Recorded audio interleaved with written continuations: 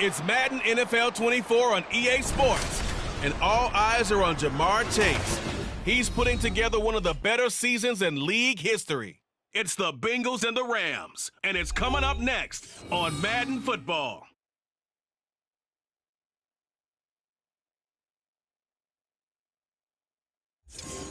EA Sports coverage of the NFL brings us to the City of Angels, Los Angeles, California.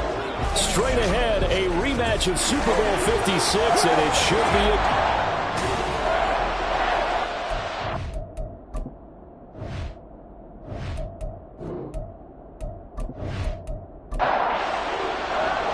And off we go from SoFi Stadium.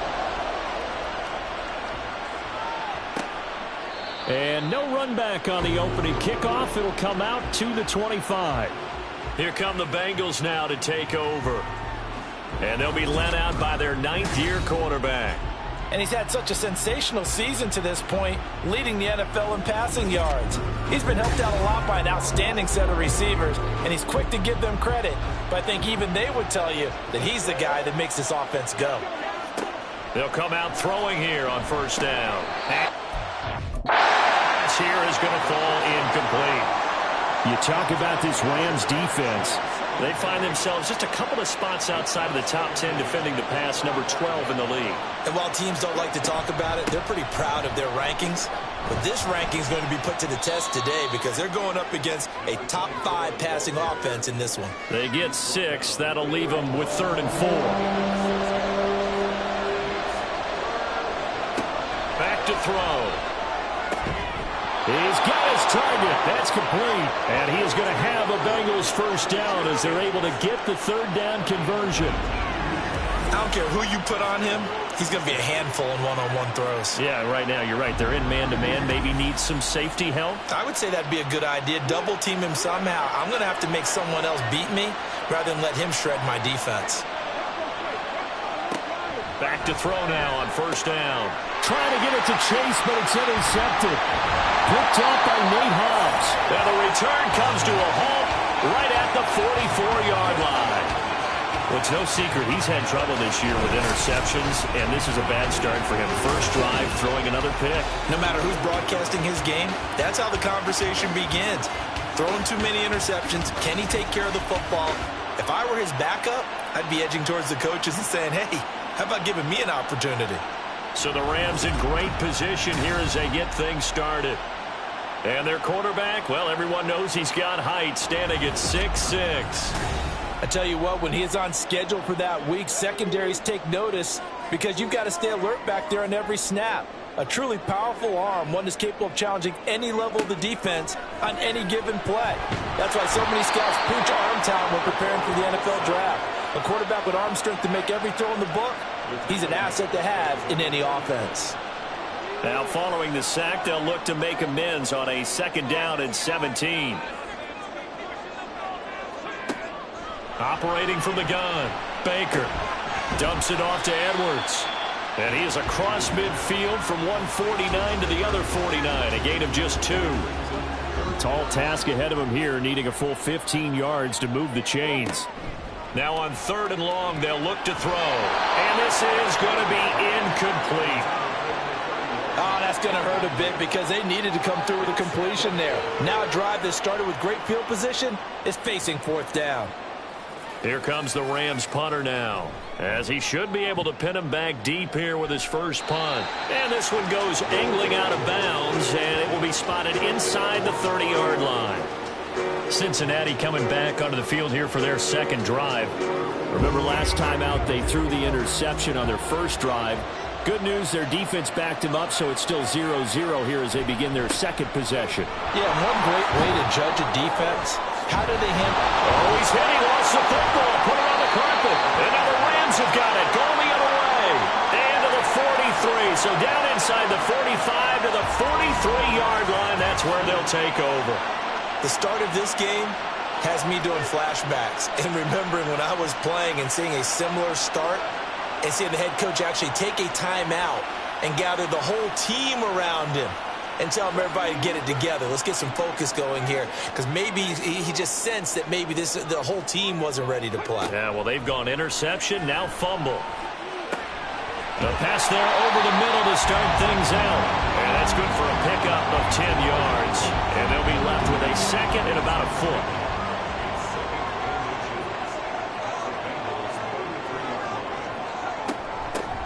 From the gun, they go to Edwards. And he is going to be stopped cold behind the line of scrimmage. He lost 2 there, and it's 3rd down. Looking to throw. Baker. And that is incomplete. And that'll bring up 4th down as his Cincy defense stands up on 3rd. How about that? Red man coverage and decided to test them early. But they proved up to the task and forced the incompletion. And his kick is right there. It's good. And the Rams have the first points here. It's 3-0. So they recovered the fumble, but ultimately could not take advantage of the short field. Definitely a lost opportunity right there. I mean, they were in prime position to put 6 on the board. Ended up settling for 3. And this will not be returned. It'll come out to the 25. Cincinnati now ready to take the field. And job 1 here, Charles, just keep possession of the football. 2 drives, 2 turnovers to this point. You're exactly right, Doctor. Hippocratic oath. First, do no harm. And right now, they're harming themselves on offense. I like that. No one is mistaking me for a doctor, though. But thank you, Dr. Davis. And he'll be taken down, but not before they reach the 50. It'll go as a gain of 25 on a play that started back at the 25.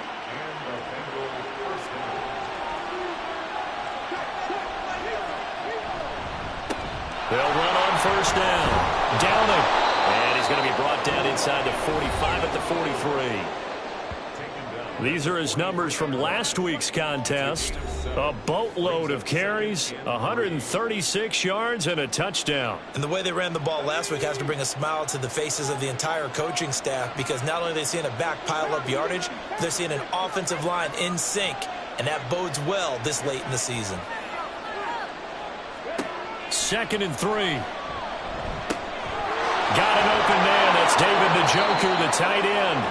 And this is going to be another 1st down as the tackle's going to be made at the Rams' 26. The Bengals passing game finding a rhythm. They've got another 1st. For a tight end, he's got good straight line speed, and on that route, he's often the guy that gets overlooked. Nice job there finding him in stride for really good yardage.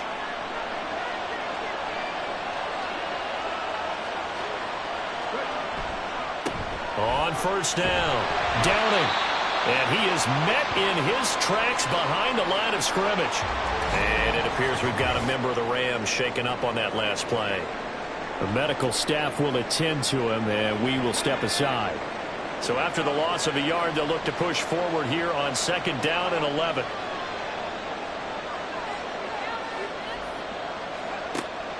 He'll look to throw. That's taken in by Higgins. And he'll go down right on the edge of the red zone following a pickup of about 7 or 8.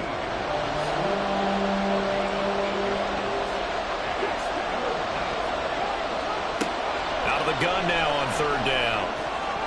And the throw there going to be incomplete. The LA defense up to snuff in coverage there. Pushes this to 4th down. So on 4th down, on is Evan McPherson and the Bengal field goal unit. Right hash, 37-yard attempt. McPherson's kick is good, and that will tie us at 3-3. So, Charles, they are on the board after that kick. So 3 drives, 3 points. Obviously not the start that you were hoping for, but they're able to erase that 0 off the scoreboard. Yeah, I guess what you're saying is a point of drive is not what offenses are striving for by any stretch. They're happy they've got 3 now. They hope that that unlocks their offense for bigger points down the road.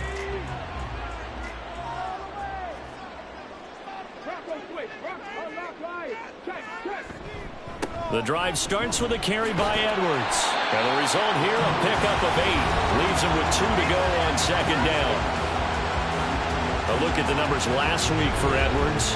18 carries, 68 yards, and a touchdown. Well, we know they've clinched a playoff spot, but there's plenty of football left to play. And I'm a proponent of continuing to do what you've done throughout the season, especially with teams that are heavy run teams. Because if you throttle back too early, you lose the rhythm of the run game, not just with the runner, but with the offensive line as well. Oh, a deep ball there on second down, but it'll wind up incomplete. After the incompletion, here now, 3rd and 2. They'll try and run for the first with Edwards. And he'll get it out near the 40 to the 39. It'll go as a gain of 6 that time, and it moves the chains as well.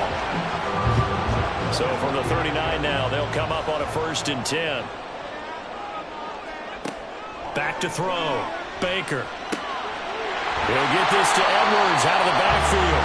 And taking it across midfield and inside the 45. It'll be a 1st down for the Rams there on a pickup of 18. And they'll use him out of the backfield and sometimes quite a bit. They're just trying to get him touches any way they can. 4 catches a week ago. There's another one right there.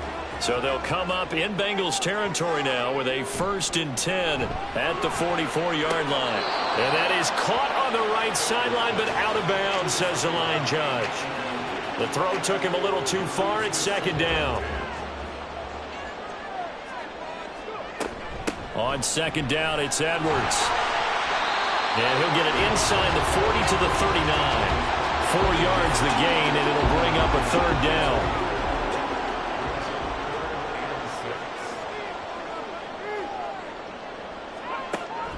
Looking to throw. Baker. Rifles one, and that's going to be intercepted. Picked up by Devin Witherspoon. And the Bengals will take over here as they get it up to the 43-yard line. And that's what we've seen from this defense all year long, because they've been so good at finding ways to take the football away. And they just gave us another example right here. A strong defense, that's something you're going to need to rely on come playoff time. And this crew has got one. There's no doubt about that, Brandon. Now the Cincinnati offense ready to see what they can do here. They'll start in excellent field position following the INT. Good starting field position for them here as they come up 1st and 10 at their own 43. They'll start this drive out on the ground. And he's going to take this one across midfield and into Ram territory. Give him 9 on the carry that time, and they're set up with a 2nd and 1.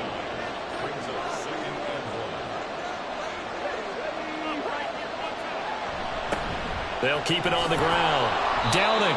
And he'll get it down here to the 43. A gain of 5, good enough for the 1st down.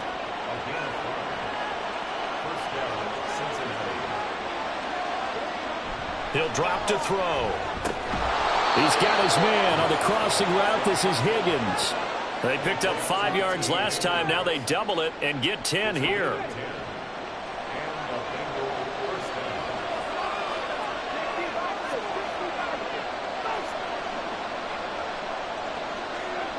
They'll look to throw here on 1st down. Looking left side, it's complete. He's got it. And down to the 20 he'll go before heading out of bounds.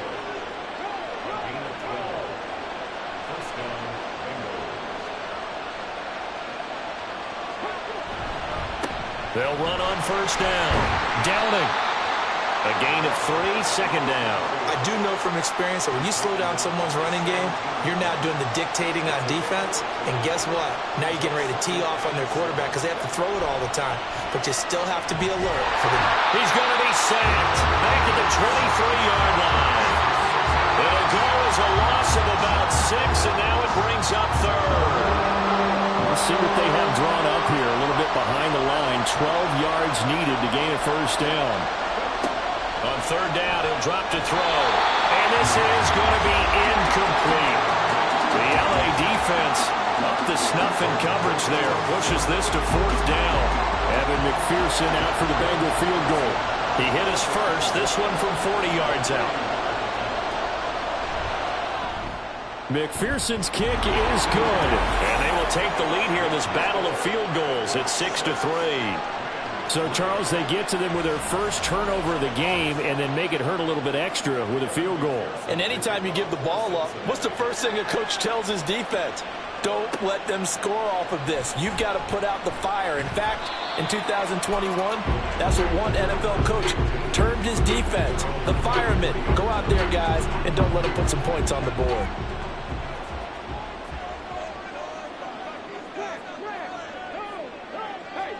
Trying to shake off the interception from the last drive. He'll look to throw. And a little floater there is incomplete.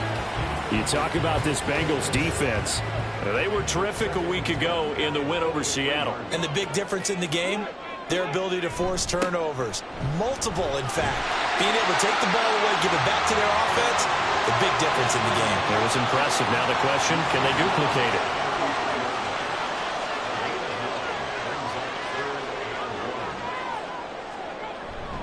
On third down, here's Edwards. And he gets it to the 34.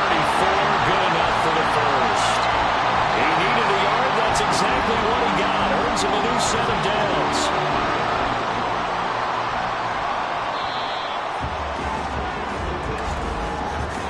.6-3 is our score after one. It's the NFL on EA Sports. The Rams with the football here to begin the second quarter. From the 34 now, here's 1st and 10. As they've got it as we resume action. Nowhere to go here. He lost the football. Oh, and one of the linemen on the other side has got it. A lot of bad news on that play for them, wasn't there?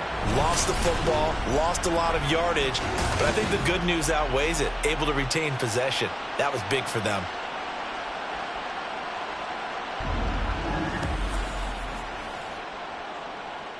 So they keep the football, but now face 2nd and long. Operating from the gun, Baker. And he will find his man on the outside. And he'll be out of bounds across the 30-yard line. This offense on third down today, 2 for 5 to this point. This is going to be 3rd and 13. On the draw is Edwards. And he went nowhere. He'll lose yardage back to the 29. He lost 2, and it brings up 4th. Well, they certainly didn't appear to be fired up about their options throwing the football. So, to me, this seems like a case of just kind of taking their medicine there, run the ball, see if they could pick up something. Instead, they were thrown for a loss. Here comes the Rams punter now, as he'll punt it away for the 2nd time. Fair catch called for and made right at the 25-yard line. Cincinnati now ready to take the field. And they're not going to play this conservative, I don't think. They had the field goal last time, and they're up, but they're looking to put a drive in the end zone. Oh, I agree with you totally. No one goes out on the field and says, all right, let's just settle for 3, except in certain situations, trying to ice a game, that sort of deal. Most of the time, it's end zone, and that's what you're thinking, and I believe that's exactly what they're thinking as they begin this one. Yeah, no quarterback ever goes out there saying, hey, let's get 3, right? Not one that I've ever met. That's the number 2 receiver in the NFL in terms of yardage, and tell you what, a few more plays like that, he won't be number 2 for long. Well, that's what often happens when you have competitors running around the field. These guys know where they stand in relationship to yardage, totals, numbers, the whole deal. And let's face it, all of them, they all want to be number 1. Tremaine Edmonds there to bring him down. This is 2nd and 8. They'll look to throw here. He's going to have the hook up here to Chase. That'll go for a gain of 7. And 3rd and 1 now.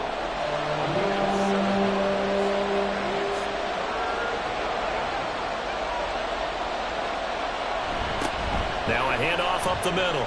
Downing. And he's going to have the first down at about the 38. They're able to convert with a gain of 4. The Bengals at 12-1 now to start play. They've been flawless these last couple months, winners of 9 in a row. And let's give them a ton of credit, because in a league that's built on any given Sunday, any team can win. To run off this kind of a streak, this kind of a number, that's pretty darn impressive. That one goes for 24 yards. And defensively, they were in zone coverage there. Do you have to be a little careful? You're losing, playing against a good quarterback like he is, to not play too much zone? Yeah, you have to be careful about how much time you're giving up. I think it's a good point you just brought up. So maybe if you still want to play zone, you go to a zone blitz scheme. and you can drop anyone out of your defensive front. Defensive end, defensive tackle. It doesn't matter. You just exchange someone to bring more pressure towards the quarterback and still try and cover downfield. So 8 yards on the completion there, and they'll be left with second and a couple.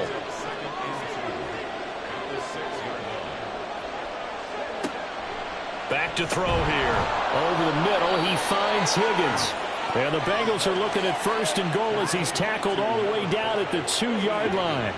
A kicker fest so far, all points via field goals. They're hoping to change that right here. They'll run. This is Cobb. Nothing doing there. They're going to wind up holding him at the 2. We got a pause following the play because it appears a member of the Bengals in some discomfort. Well, now they're going to come out and take a look at this injury, and we'll be back in a moment.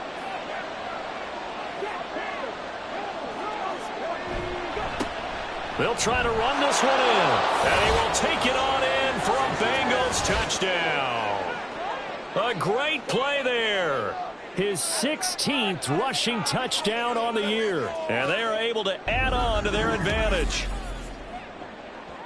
And they would not be denied on the ground, powering it in just one play after they got stopped short. And how about how many tight ends are on the field? Because in today's NFL, we think of the tight end more as a pass catcher. But this group, they tell them you've got to be able to run block to stay on this team. And they committed to it and got it done right there. Extra point by McPherson, up and good. And his guys will take a 10-point lead. After the touchdown, McPherson on to kick this one away. From a yard or two deep, here comes a return. And the decision to bring it out, not a good one, as he's tackled at the 15. And the Rams getting set to go now.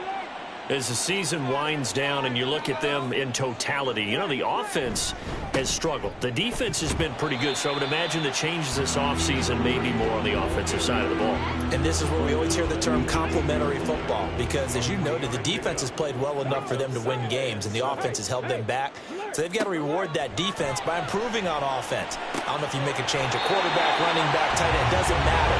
Get better players, better system, so they can play to the standards of the defense, and the win column will result.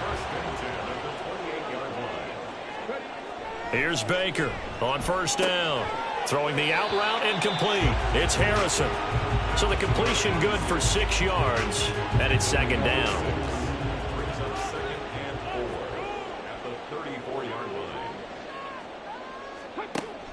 Back to throw. Baker. Oh, and his early struggles continue. Here's another one intercepted.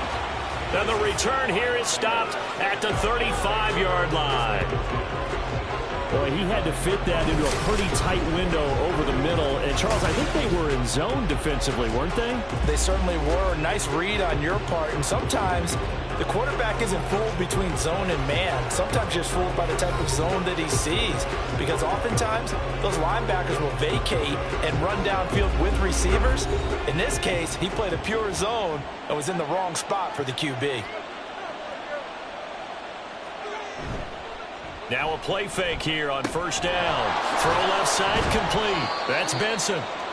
Call it a gain of 6 on the play, and that will bring up second down. A 6-yard pickup brings up second and 4 at the Rams' 29-yard line.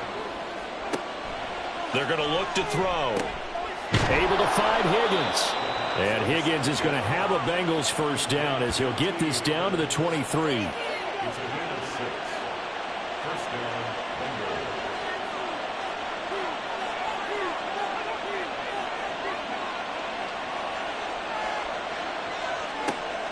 Out of the gun, they'll look to throw. And that one complete once again to Higgins. And he doesn't quite make it, taking it within an eyelash. Dropped it to 1.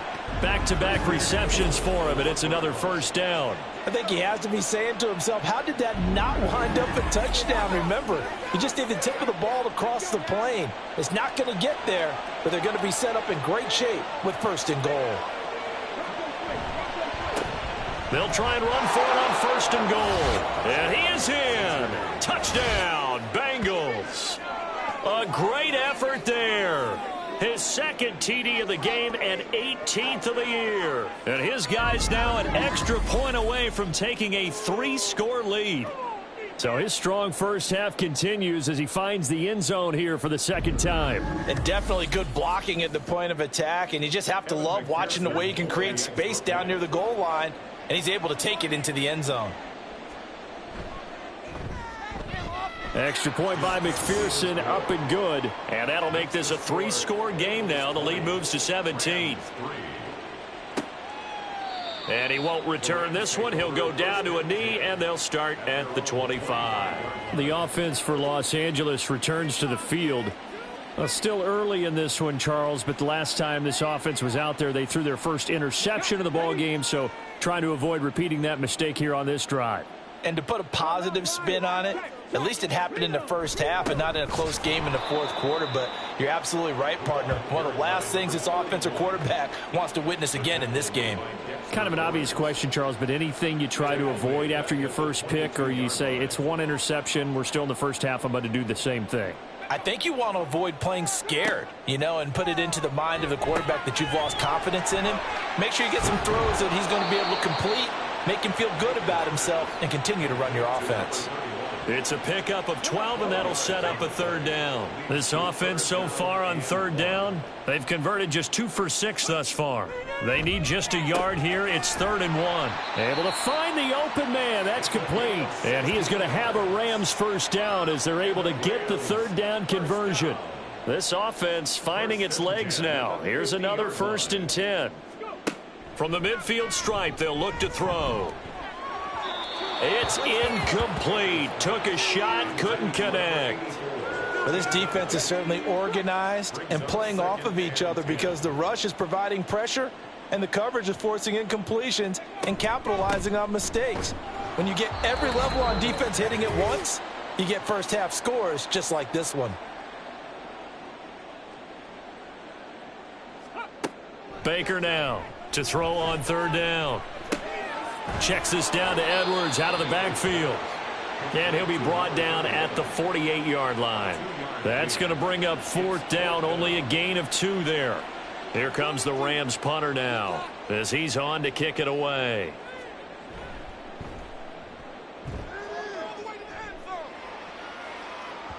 And this one hits at the 1, continues on into the end zone for a touchback.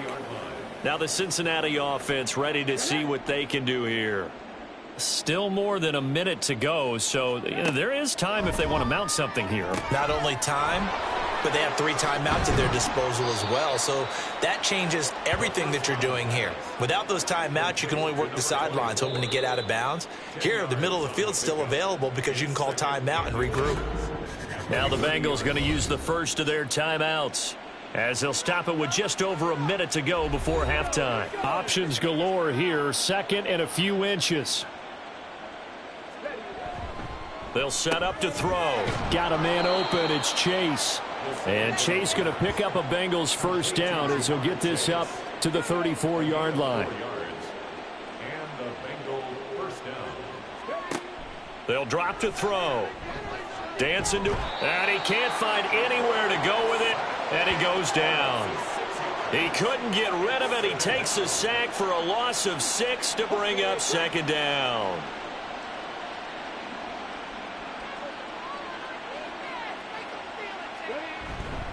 They don't want to repeat a first down. They'll keep it on the ground.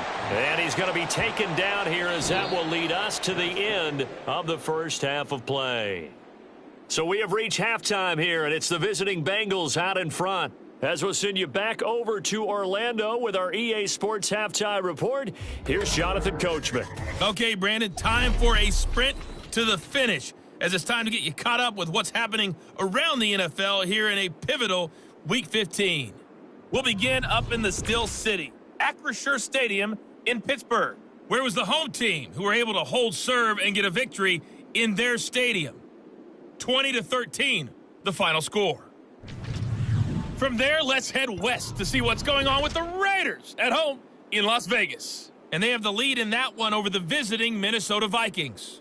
The Raiders seem to be on their way to what would be a good victory.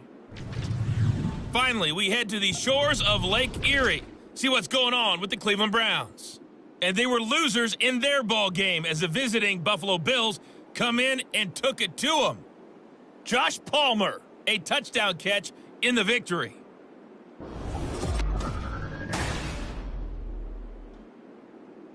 This was an extremely one-sided first half.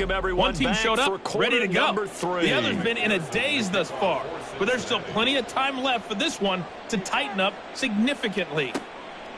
And this will not be returned, so the second half begins with a touchback. Out come the Rams. They'll have it first here to begin the third quarter.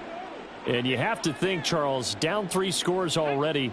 They need to play an almost perfect second half to have a solid chance. And that absolutely starts with finding some way to put together a touchdown drive here. They need to be smart, fast, efficient, get the ball into the end zone, and do it again multiple times in order to have a chance to win this game. Now Baker looking to throw on second down. Now a quick throw there, but it's going to be incomplete.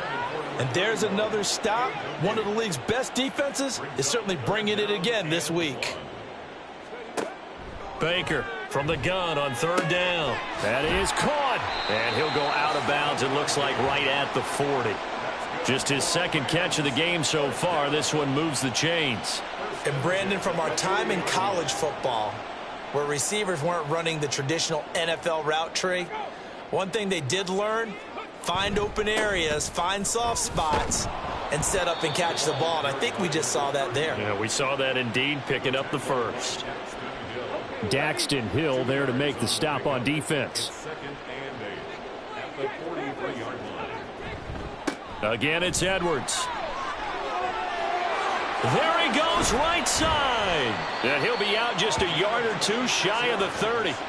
61 yards rushing for him now as his fine rookie season continues. They went with the nickel look defensively, so they had 5 defensive backs in there. Didn't help them stop the run. Yeah, I love that, the nickel look. 5 cents, 5 DBs. But what also happens then? You take a big body off the field in order to insert that guy. So you're taking a big off for a little. And oftentimes you can run the football effectively against that defense. Edwards now on 1st and 10. And he's got it down to the 28. And that was a quality play to start a new set of downs. That was simply an offensive line winning the battle up front and winning it in a big way and giving their guy in the backfield a nice lane to hit.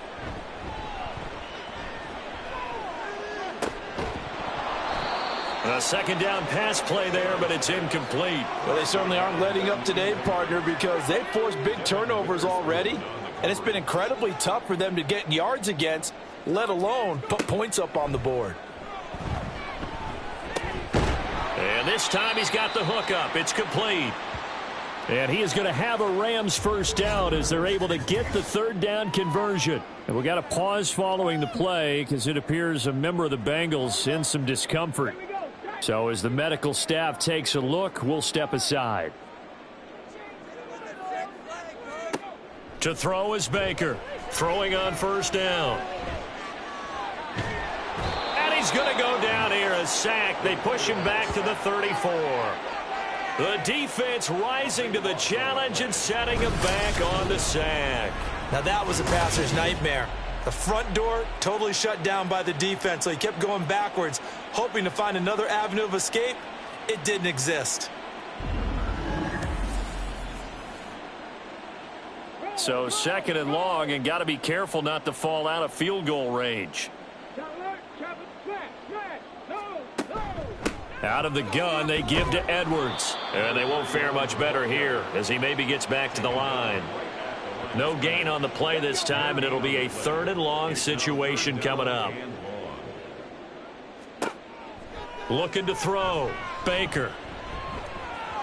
And that is incomplete. So 2 third down conversions on this drive, but not able to get a third, and now they deal with 4th down. So now the Rams send out the field goal team here. On the right hash, officially this will be a 51-yard attempt. And his kick is good. And that will close the gap down to 14. So a good drive there to begin quarter number 3, but they're only able to shave 3 points off the lead. Well, something's better than nothing, all right? They didn't play particularly well in the first half, but they definitely need him to step on the accelerator now and play a whole lot better. And no thought to bring this one out. He'll just go down to a knee, and they'll take over at the 25. So here are the Bengals now as they get their first possession of this second half.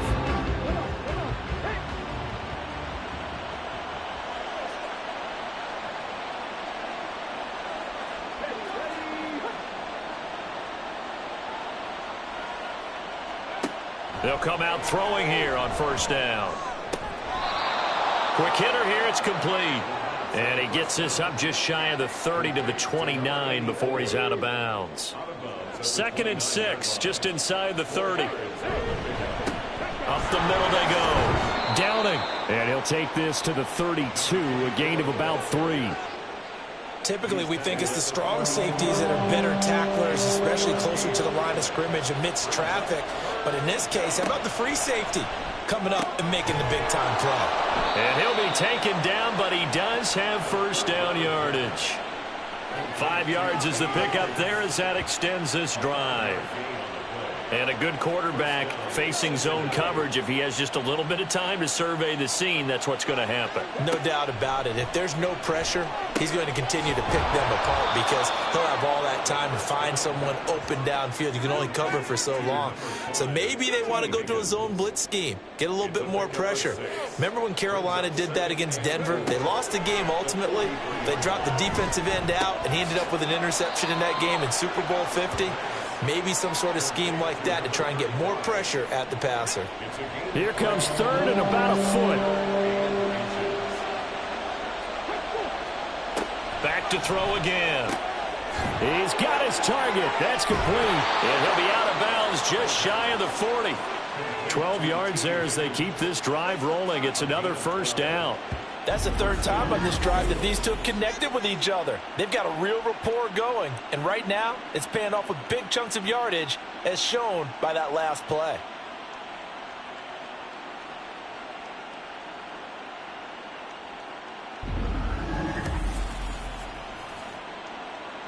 So from Rams territory now, it's 1st and 10 at the 42-yard line. Malcolm. Oh, he shifts past him. And they'll get him down after a pickup of 8, 2nd and 2. Looks to me like maybe there's a little attrition setting in with this drive, because when you see that type of a run, I get the feeling the defense getting a little bit tired. And that's the last thing they need, especially when they look up at the scoreboard. False start, offense. That flag accepted, and it backs the offense up a little bit. Now after the false start, here's 2nd and 7. Looking to throw. And he will find his man on the end route. Complete. And this is going to be another first down as the tackle is going to be made at the Rams' 27-yard line.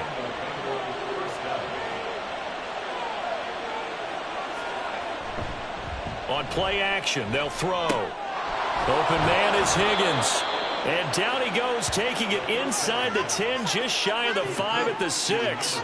Chewing up big yardage. Another nice gain there. This one goes for 20. Just picking up yardage in bunches here these last few plays. They have moved right down the field, and just like that, they're going to be set up with a 1st and goal.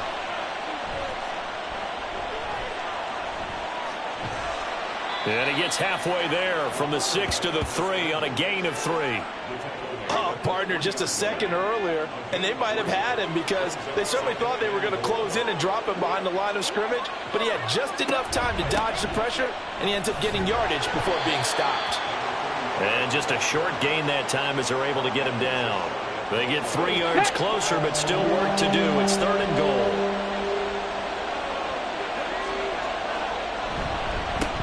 They'll try to run this one in. And he'll take this into the end zone for a Bengal TD. A touchdown run there from a yard out. And the Bengals have moved out in front by 3 touchdowns. Well, nothing fancy there, Charles. You had 3 tight ends on the field. They were going to run the football. The defense knew it, but the defense couldn't stop them. And I haven't met an offensive line yet that doesn't get more satisfaction out of running the football into the end zone than pass protecting. They had determination on their side, and they got it done. Extra point by McPherson, up and good. And the lead now to 3 touchdowns at 21. After the touchdown, McPherson on to kick this one away. This taken in right around the goal line. And he will make it to the 20-yard line and no further. And now it looks like he's in some discomfort after being tackled at the end of that return. Well, the medical staff is going to come out here and take a look, and we will take a short break. The LA offense ready to go for their next drive. I kind of feel like they've reached a do-or-die point in this game, Charles. If they're going to try to pull off an impressive comeback, it has to start right here, right now. Yeah, now they've got a final chance to get out of this situation, but they also understand they've got to move the ball and move it fast. In addition, they need to save as much time so they can get 2 more possessions.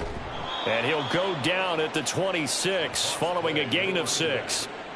I know the toss play begins with the guy taking the snap and turning around and tossing it to the runner, but where the real intrigue is, can they seal the edge, whether it's an offensive tackle or a tight end in the direction they want to run the football?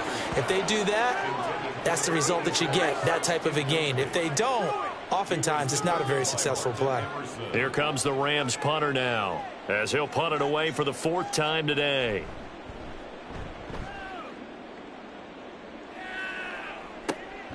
This is fielded at the 27. It'll be a 44-yard punt. The return goes for 8. And the Bengals will take over here 1st and 10.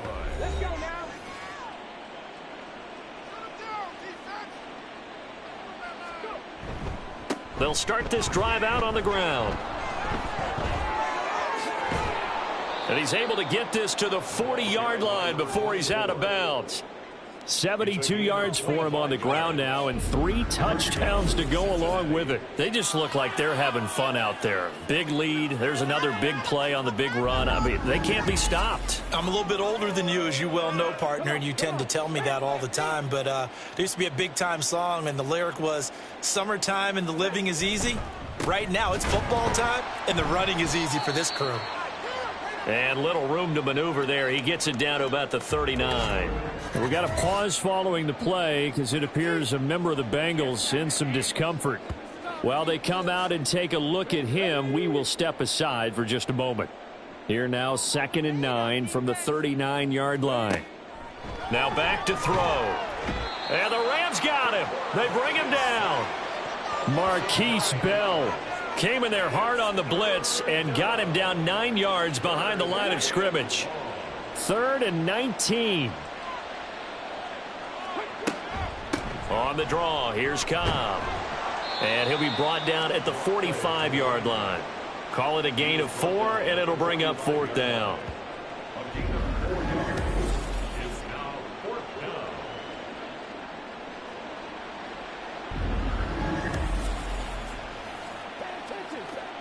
So look at this. Here's the field goal unit coming out.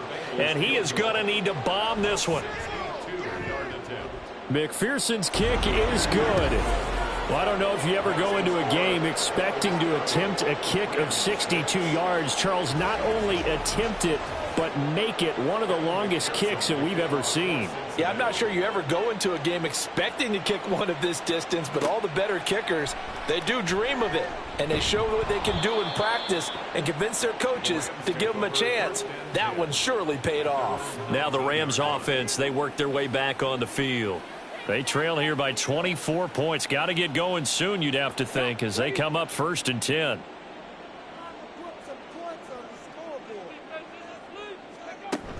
They'll run with Edwards here to begin the drive. And he can only manage to get a couple. 2nd and 8 coming up.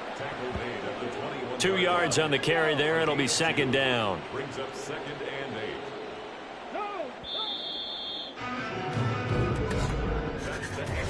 We're off to the 4th quarter here in Week 15. Happy holidays to all. You're watching the NFL on EA Sports. Back now in Los Angeles. 2nd down and 8. It's the Rams trailing, but they do have the football as we start the 4th and final quarter. Now he dumps this off over the middle, and he's able to get up here to the 26.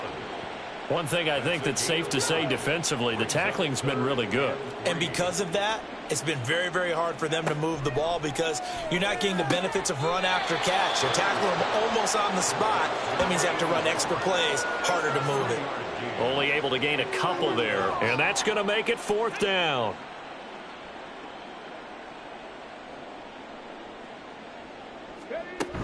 They'll run for it. It's Edwards. And they are going to stop him on 4th and 1 as they'll wind up going backwards.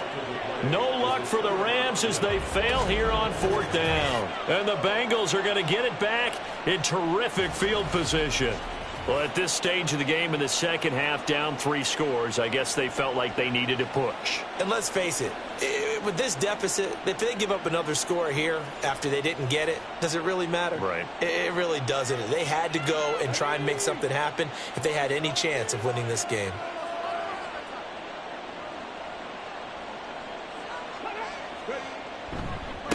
On 1st down, Downing, and he is going to be stopped cold behind the line of scrimmage. Officially, it's a 1-yard loss. That's going to bring up 2nd and 11. At the Rams' 26-yard line. They'll keep it on the ground. Downing. They get him to the ground right on the cusp of the red zone after a pickup of 5 or 6.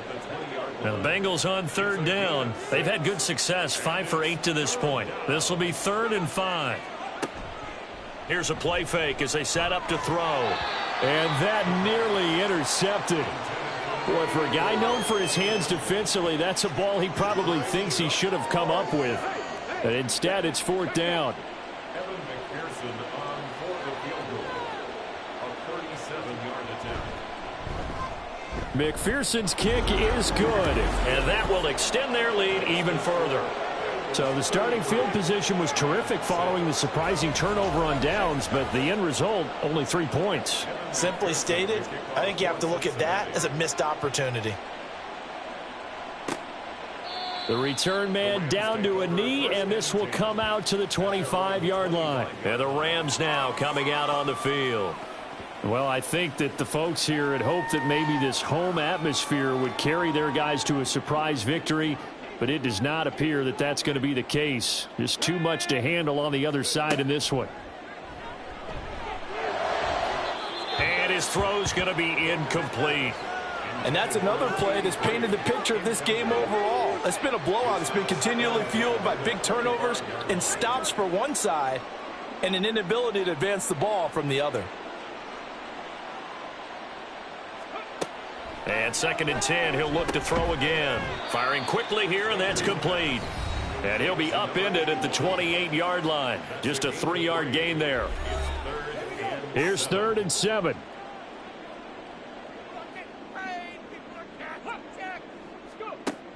Operating from the gun, Baker. And that is too far out in front. He couldn't haul it in. Incomplete. At this point in the game, they've got to continue to try anything they can. They're still working at it, even though this one feels like a lost cause. Let's go now. Got to try it here. He's back to throw. And he knocks the ball away, and it falls incomplete. No luck for the Rams as they fail here on 4th down. And that will force a turnover on downs. So they've gone for it twice now on 4th down in this game, and both times unsuccessful. I wish we could hear the headsets now between the head coach and the offensive coordinator. Now that they're 0 for 2, if they get into a third situation, head coach might say, hey, you got anything for this one? Might get radio silence back. Now they'll fake the jet sweep here and throw off play action. He will find his man Chase complete. Touchdown, Bengals!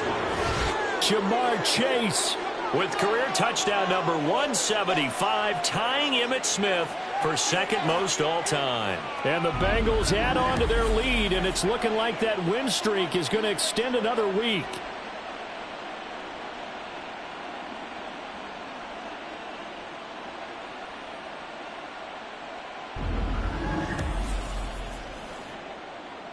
McPherson on for the point after.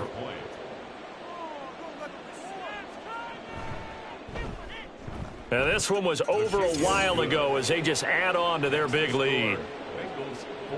Well, they got the ball in great field position. One play later, boom, end zone. And he'll elect not to return this one, so they'll bring it out to the 25 on the touchback.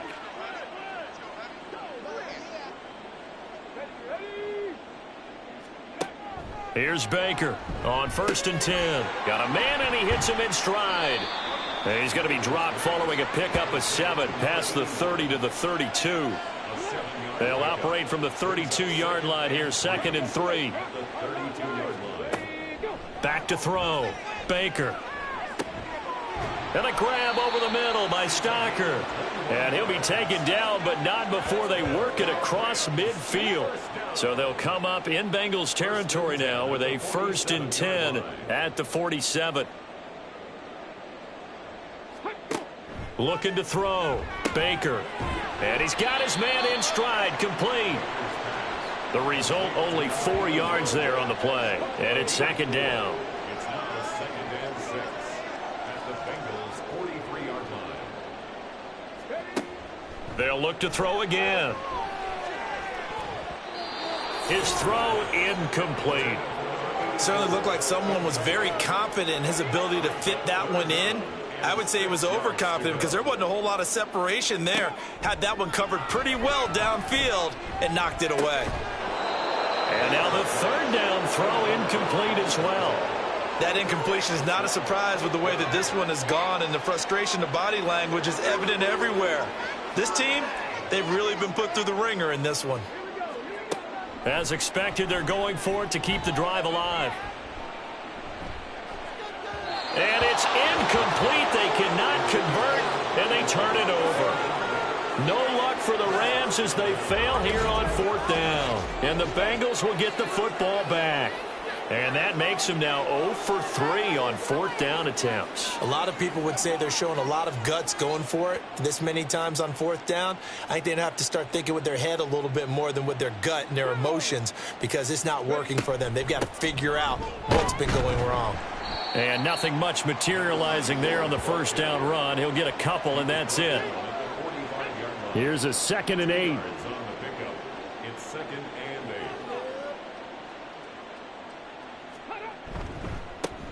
8. They run the counter. Downing. And the second wave of tacklers is going to get him as they stop him behind the line. Now they're staring at a 3rd and 8. That last play backwards a yard. That was well played there defensively. 2 tight ends in the formation, which essentially gave them 7 blockers up front. Hard to imagine with all that size and beef that they could let a tackler through, but that's exactly what happened. A loss resulted. And a quick throw here that's complete. Well, this is going to depend on the spot, but it's not a very generous one. He looks to be about a yard or so short. The Bengals bring out their punter now. Always a good sign when your first punt comes in the 4th quarter. He was only asked to punt once in the victory last week as he sends this one away. L.A. set to take over again on offense. Facing a big 4th quarter deficit here, things not looking good. You know, this offense, though, they've been in the top half of the NFL so far this season, but in this one, well, their defense has really struggled. Baker now throwing to start the drive. Quick hitter here, it's complete. And give him 6 yards here as he stopped near the 35 at the 34. And from the 34, here's 2nd and 4. Operating from the gun, Baker. And his throw's going to be incomplete. Well, it just seems like all game long there hasn't been a lot of sync quarterback to wide receiver on this side of the football. They haven't been on the same page, quarterback and receivers. Heck, they haven't been on the same grease board when you draw plays up. They haven't been on the same Surface tablet that you look at on the sidelines. Nothing's worked for them. They've got to find a way to start matching each other's movements. 1st and 10 at the 49-yard line. They go play action here on 1st down. Stocker's got it, complete. And he is out of bounds inside the 35. Another strong gain on the last 2 plays. They've moved it a combined 33 yards. They'll stick with the passing game as he looks to throw. And he's got his man on the out route. And he's got this down almost to the 20 before he's dropped. 1st and 10 at the 22-yard line. Now a play fake here on 1st down. Oh, this one incomplete. The pressure got to him as he released it. And it's 2nd down. Brings up 2nd and 10 at the 22-yard line. Again, he'll drop to throw. His throw caught at about the 5. And he doesn't quite make it, taking it within an eyelash. Dropped at the 1.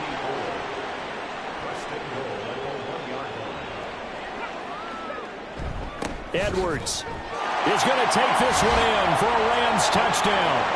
Everybody in the stadium knew what they were going to do right there, CD. 3 tight ends on the field, all that extra bulk, and they run it in. And you saw where that one went, right? You run it over your best blocker. I can just see the head coach right now. I want to run this one over the big boy. And they got it done. Out comes the kicking team here for the extra point. And the lead drops from 34 to 27. So that drive goes 8 plays. And it ends with a 1-yard touchdown run. This taken in at the goal line. And he'll take it up past the 25 to the 26-yard line. Cincinnati set to take over once again. And they just continue to roll right along, really. This has the looks of yet another victory as they hope to polish it off here in quarter number 4. They'll start on the ground here on first down. And he is met in his tracks behind the line of scrimmage. 2 yards the loss, 2nd and 12. When this offense gathers to watch the tape, they're going to like a lot of what they saw. They put up big numbers, but they might fast forward through that last play. Oh, there won't be any fast forwarding, partner. I've sat in those sessions before. You end up spending more time on the bad plays than you do on the good ones. It's just the nature of coaches. But I know sitting in that room, when you've had a big game, the night that they've had, you don't want to hear that. You just want to focus on the good stuff. Just 2 minutes remaining here in the 4th quarter of what has been a one-sided affair. 3rd down and 10.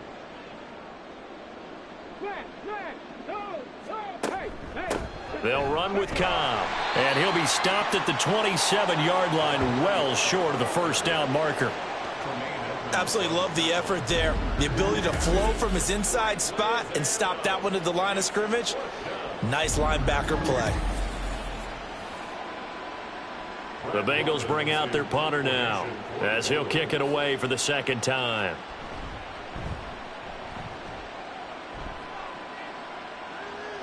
And no return on this one as the fair catch is signaled for and taken.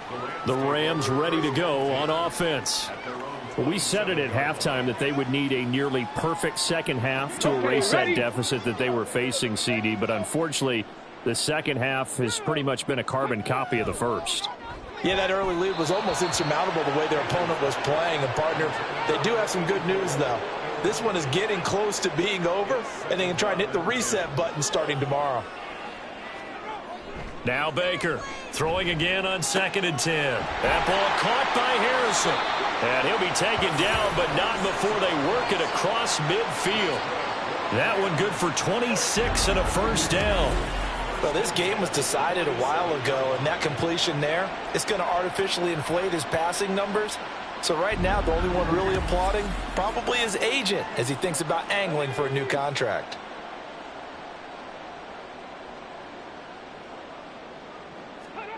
Baker on first down. And he's going to be intercepted for the 3rd time thus far. It's DJ Turner who's got it. And the Bengals are going to take possession as they've got it at the 42-yard line. Well, that's 3 picks he's now thrown in this game. And I know this, the holiday season, because here we are in December. Of giving. Right, it is the season of giving. Maybe for his own sake after the game, he may have to announce that he's donating certain amounts to charity for each interception that he threw. A very good starting field position for the Bengals here as they come up 1st and 10 at their own 42. They'll start this drive out on the ground. And a pretty good burst there as he'll get this across midfield and down to the 46. 91 yards rushing now on 23 carries so far.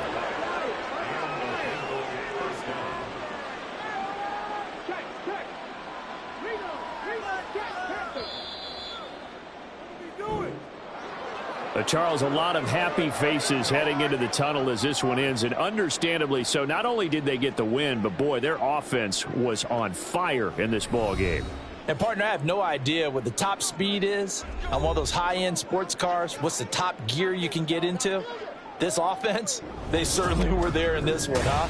Everything clicking for them in this contest, the kind of performance that they're going to cherish. So for Cincinnati, they continue to make their case as a Super Bowl favorite as they move to 13-1. So that'll do it for my partner, Charles Davis, and the best darn crew in the industry. I'm Brandon Gaudin. This has been a presentation of the NFL on EA Sports. From Los Angeles, so long, everybody.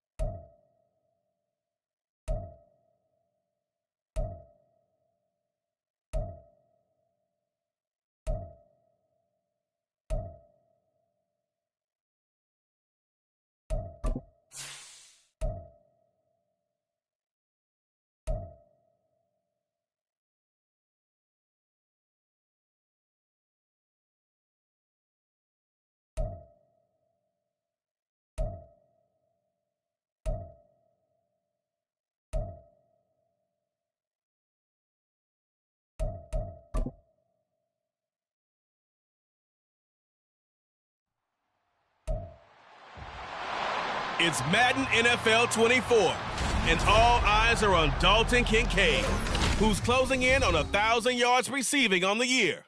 It's the Chiefs and the Patriots on Sunday Night Primetime.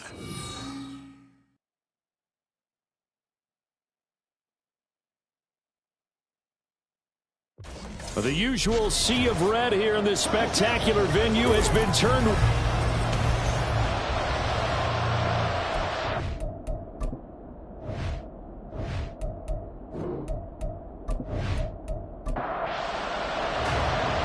Here's the kicker, Harrison Butker, ready to get this one started. And off we go to wrap up a great Sunday of football. Taken at the goal line. And his guys will get the football right at the 20-yard line. So now the Patriots getting set to take over on offense. They will be led out by the 6-foot lefty from Alabama. It's Tua Tagovailoa. You enjoyed watching that game tape, didn't you? Yeah, last week's game. Good. 4 touchdowns, 1 pick. Now, you were a little upset about the pick. I didn't know if you would play him this week or not if you were the head coach. Hey, they got the win. You got the win, so you got to give him another chance? Give him another shot. All right, I think the ratio's pretty good. He'll try to eliminate the interception. Straight going, throwing touchdown passes. And he is brought down at the 22 after a gain of 2, and it brings up second down. And there on your screen, Charles, the key inactives guys out this week. And there's never anything good about any injury, but there's a silver lining to them, is that it creates opportunity for someone else on the depth chart. Will they take advantage of it with good play, or have they not prepared well, thinking they'll never get on the field, and they'll go out there and hurt their team? Out of the gun on third down, here's Tua. Work in the middle of the field, and he's got a man complete. And the officials here are going to pause the game for a second. Looks like there's an injured Chief on the field. We'll step aside and get an update when we return to Arrowhead. Line of scrimmage, the 31 now on 1st and 10. Nice little juke. This will be stopped about 2 yards shy of the marker. 8-yard gain, 2nd and 2. The numbers for him from a week ago: 17 carries, 55 yards. Not a horrendous week last week running the ball, but definitely room for improvement for their numbers. No doubt they made some slight adjustments to how they're going to call plays this week in hopes they can kick those numbers up a notch. And he's going to have the Patriots first down. His good running gets him to about the 44. A couple of nice carries back-to-back here, establishing the ground game a bit. Yeah, these aren't bare-bones runs now. I mean, they're getting substantial yardage, the kind of yards you're looking for. And the Chiefs are going to get him. Leo Chanel racking up sack number 12 for him on the year. In every game we talk about what are going to be the keys as we go into it. Maybe that's a key for their defense today. Pressure the quarterback and make sure you play a good zone defense behind them, and they get their first sack of the contest. The throw over the middle, taken in. And he'll be brought down with a first down as the tackle's made at the Chiefs' 42. A good pickup there of 20 yards. Good job there to locate his tight end, Charles, in the middle of the field. Yeah, he has good pass-catching abilities, and if they're able to continue to find him here in the early going, I think it'll help out his teammates out on the perimeter. You can take the big shots later if he occupies their attention. Now a fake on the jet sweep, and they'll instead run up the middle. And not a whole lot of room to operate there on the first down run. He gets maybe 3. Ball on the 39. Here's a 2nd and 7. Tua sets up to pass it. Firing quickly here, and that's complete. That one good for 7 as this long drive continues, and the chains move again.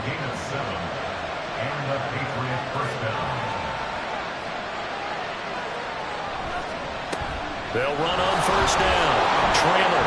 And room there to work it inside the 25. 7 yards on the pickup there, and it'll leave them with a 2nd and 3. They'll send a receiver in motion to the left. On 2nd down now. Trailer.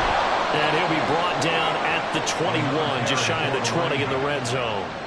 They'll get 3 as the drive continues. It's a first down. On first down, it's Baker. 5 yards is the tally on first down. That brings up 2nd and 5. I think that's the type of run we'll continue to see throughout this game. The snow coming down, I don't expect a lot of big plays to be broken. Now they'll throw with Tagovailoa. Nothing open downfield. He keeps it himself for 11 and a first down. That's the first time he's called his own number, but he's got to be overjoyed with the results. He wasn't just going to settle for a modest gain. To me, he was determined to come through with a big message to a defense. Touchdown, Patriots! A great play there with touchdown number 7 on the year. And the Patriots are on the board first here on the road in Kansas City. A long opening drive, but a very successful opening drive. We call that methodical, I guess, when it takes that many plays. Methodical and almost like a boxing match where you're hitting them with body blows. They can withstand them here. Look, they gave up the touchdown, but you don't feel like a knockout is there. But they keep doing that in the fourth quarter. That's when the knockout occurs. Yeah, it becomes tough for that defense if they're on the field that long. We'll see if they can continue that in future drives.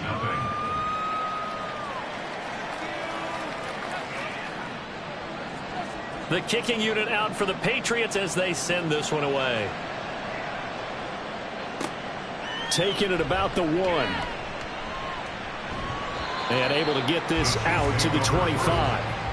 So here are the Chiefs now under their veteran head coach, Andy Reid. And a glance here at their quarterback standing 6'3". Every quarterback in the NFL has a little bit of his own signature style out there, but for this guy, he really plays the game in a different way. It's led to a couple double takes from us up here as we see him as something truly unique. It's not that he's just the strongest passer or the best athlete to ever play the position. He just has a certain way of seeing the action and allows him to make some special plays out there. The numbers on the ground for Pacheco last week. 18 carries, 104 yards. And the way they ran the ball last week has to bring a smile to the faces of the entire coaching staff, because not only are they seeing a back pile up yardage, but they're seeing an offensive line in sync, and that bodes well this late in the season. He's brought down at the 34. Call it a gain of 4. But you look at this Patriots defense. They come into this one rounding out the top 10 in the 10 spot against the run. Now if they could just get their pass defense in line, this unit would be really, really strong. And remember the conversation with the defensive coordinator? He wants them to rush the passer better. He wants to see the quarterback on the ground. They've got to create some sacks. And he said it starts early and often. We'll see if we can get to him. The Chiefs had 10-3 on the year, and they come in feeling pretty good after back-to-back victories, CD. And the way they played last week defensively, when I watched the tape, I had to stop it a couple of times and count to make sure there were just 11 guys on their side of the field, because they covered every angle and thoroughly shut down the other side, hold them just 7 points total. They do that again, that'll get the job done one more time in a big way. And he'll be brought down at the 48-yard line. So not quite a first down just yet as they come up on 2nd and less than a yard. Off the bootleg, Buchanan. Wide open receiver complete. And he's got another first down as the tackle is going to be made at the Patriots' 31-yard line. It's a pickup of 16 there, and it'll lead to a new set of downs. Line of scrimmage, the 31 now on 1st and 10. Headed straight, it's Pacheco. And he struggles to get a yard here, maybe a yard, down to the 31. Well, this defense very strong in that victory from a week ago. But we certainly had a nice conversation with the defensive coordinator, didn't we? And what we heard, I like what we did, but we definitely need more pressure on the quarterback this week. They get 7 out of that, so they're left with a 3rd and 3. Well, safe to say the passing game has found a rhythm. He's now 4 of 4, but might need to be 5 of 5 to keep this drive going here as they face a 3rd down. And maybe perhaps you show a running play, right? Maybe a little play action here. And in for the Chiefs touchdown. Rasheed Rice. A 24-yard touchdown. And the Chiefs respond to that opening drive touchdown with one of their own. When we drop defenses on the board, we do account for every receiver. But on that particular play, somehow he was wide open, became an easy touchdown pass.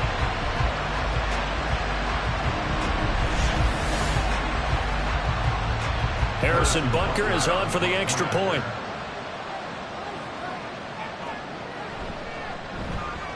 Now, these are not going to be easy on a cold, snowy night, but this one is up and through. So that one an 8-play drive. It spans 75 yards. Each team's had it. Each team has scored. 7-7 here as the kick's away. And he's up past the 20 to the 22-yard line. So back onto the field come the Pats for their second drive. So, Charles, the season winding down, the playoffs obviously not in their future. As they look ahead to the offseason, what spots do they maybe need to fill? I think that they like the guy who's calling the plays and throwing the ball. I think that he's a pretty good player. Needs some help, I think, on the perimeter, though. Help him out with receivers, because I think if he gets an upgrade there, his play gets that much better, too.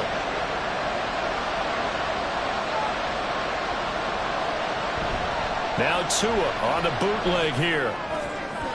And that's going to be incomplete. Well, prior to that, he had hit his first 6 passes to start the game, so on a nice little run to begin. It feels like this offense has carried its dress rehearsal into the game. You know, because you do practice it, you do go through it, and in this case, it is clicking exactly like they drew it up. And he slips up past the 45 before being tackled. 14 yards is the pickup there, and a New England first down.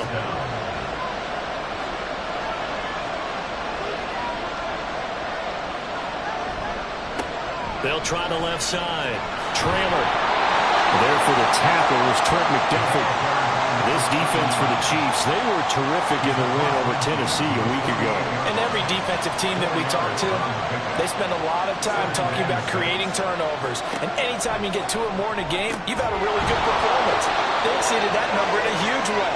They got the football back 4 times in the win. His first catch, good for 8 and a first down.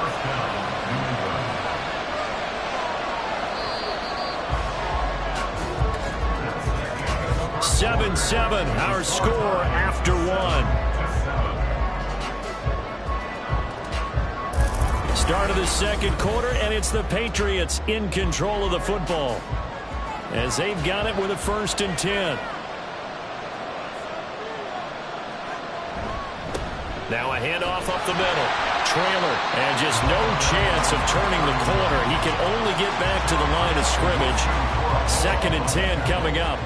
A 2nd and 10 on a chilly, snowy December day, and I must say, I'm loving it. Kind of putting me in the holiday spirit. Charles hates it. And he's giving me the evil eye, folks. They get 7 out of that, so they're left with a 3rd and 3.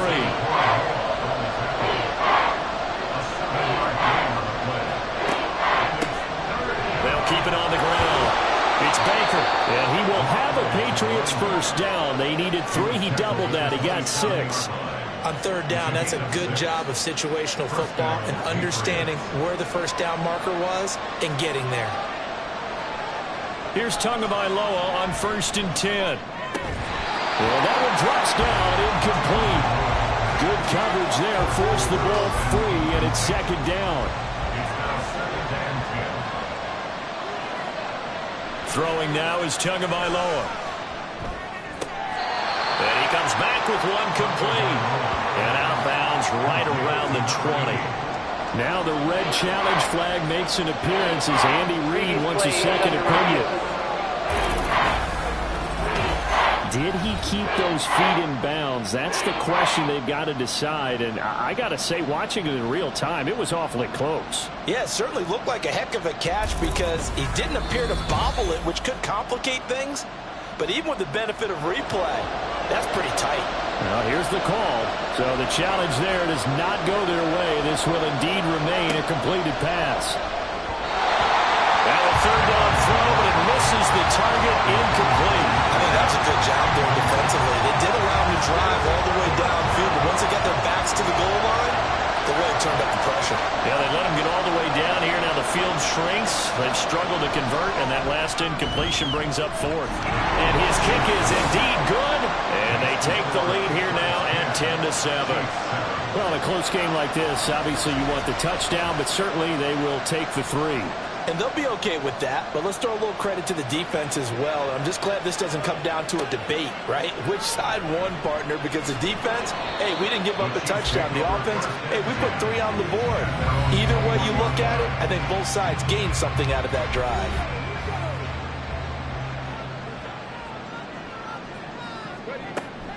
Here's Pacheco to begin the drive. And the window closes quickly. He'll only get up to the 22-yard line. 2nd and 9. Brings up 2nd and 9. Operating from the gun. Buchanan. Throw to the right, hauled in by Addison. The go down is a gain of 6. And now we've got a 3rd and 3.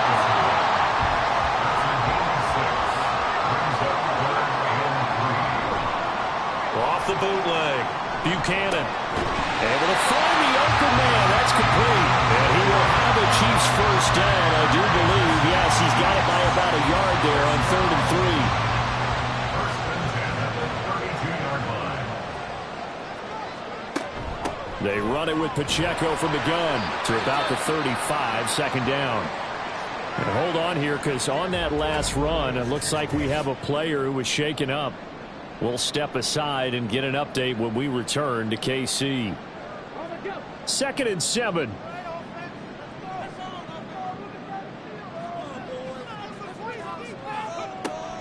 Out of the gun, they'll look to throw. Over the middle, that's caught by Rice. This one good for a first down, and also that is catch number 90 for him now on the season.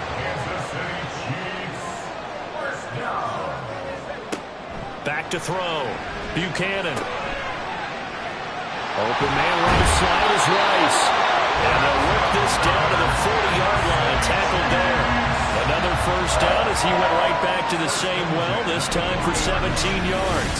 Boy, everything clicking on this drive. He's 4 for 4 now, and that throw, maybe the best of the bunch. This offense is really humming, and they pick up another first down. So into Pat's territory now. Here's 1st and 10, right at the 40. Looking to throw. Buchanan. Into the hands of the tight end, Dalton Kincaid. And all the way in for a Kansas City touchdown. Dalton Kincaid with a milestone career touchdown number 100. Joining Curtis Martin and Franco Harris at the century mark as he continues to climb the all-time list. And the Chiefs have moved out in front.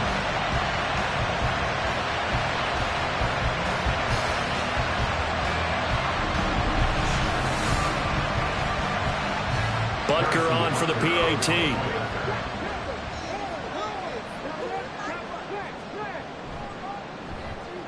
And that makes it 14-10. So that drives 7 plays in length. And it's capped off with a Kansas City touchdown.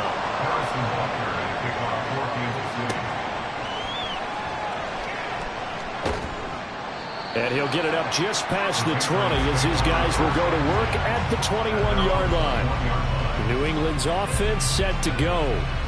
And after the field goal last time, we'll see what they can get here. At least they got points out of the last drive, Charles. I never met an offensive coach that didn't want to drive to end with a kick. Most of them want to end with a PAT, right? In this case, a field goal, they'll take it way better than the alternative, which is a punt. Yeah, but you met fan bases that wanted that, that weren't happy with that field goal. I haven't met a fan base yet that wants to drive to end with a kick, other than the extra point. That's it.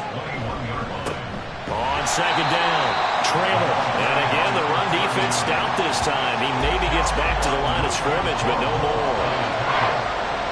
The offense on third down tonight, they've been okay. 2 for 3 thus far. This is 3rd and 11. They take a shot downfield there, but it winds up falling incomplete. That's some good closing speed there defensively, because that looked open for a minute. That's great work with the ball in the air. Never gave up, converged on his man, and broke the play up. And he was called on 3 times in the win last week as his first one here's away. 8 yards on the return following a punt of 41. And it's Chiefs football, 1st and 10. And now this offense comes back out onto the field.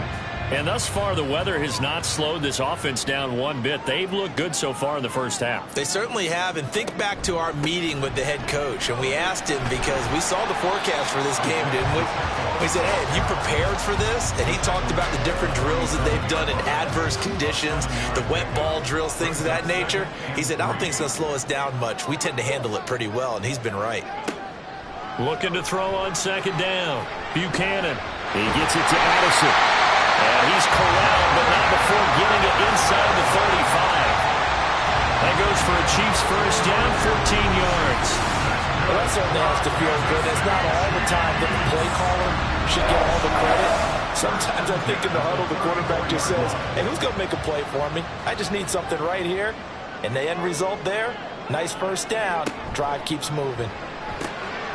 Now a quick slant as the throw's complete. And he gets this one inside the 15, just a yard or 2 shy of the 10. 22 yards on the catch and run, a first down.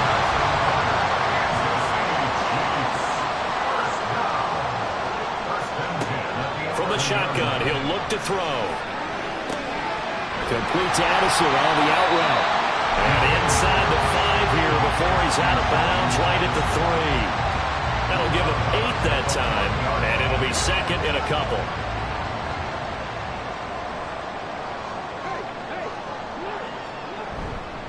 Pacheco gets it up the gut, and he is going to be stopped cold behind the line of scrimmage.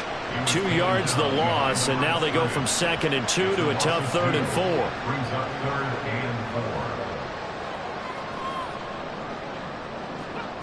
4. Now they'll throw here out of the gun.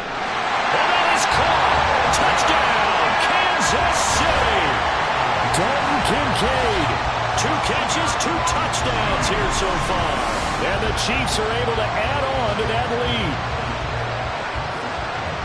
Well, just a sensational start for this offense, Charles. 3 drives, 3 passing touchdowns. Is that like mentioning a perfect game in baseball? Or are we cool to do it here in football, pardon?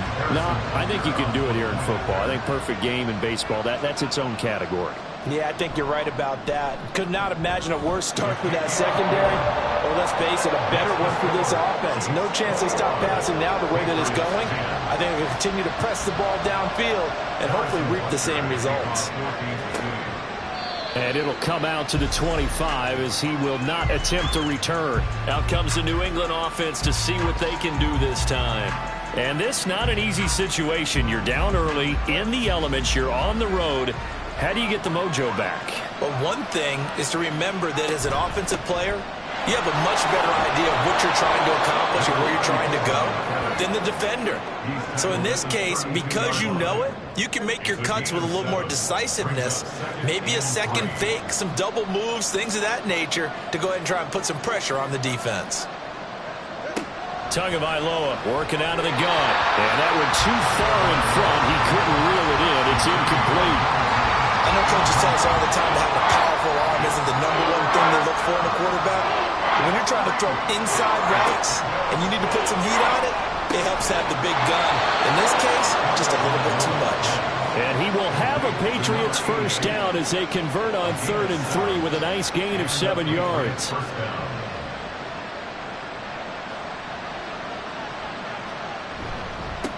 Now a give, right side. Trailer. And a good swarm to the football defensively as they get him down at about the 40. George Karlaftis, the man to bring him down. Ball on the 40 now. Here's a 2nd down and 9. They run the counter. Trailer. And shutting him off. Now open field.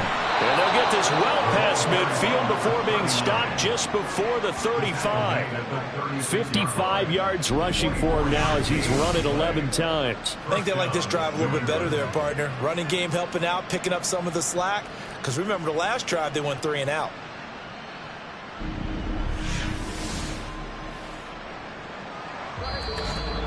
And we've hit the 2-minute mark in this first half of action.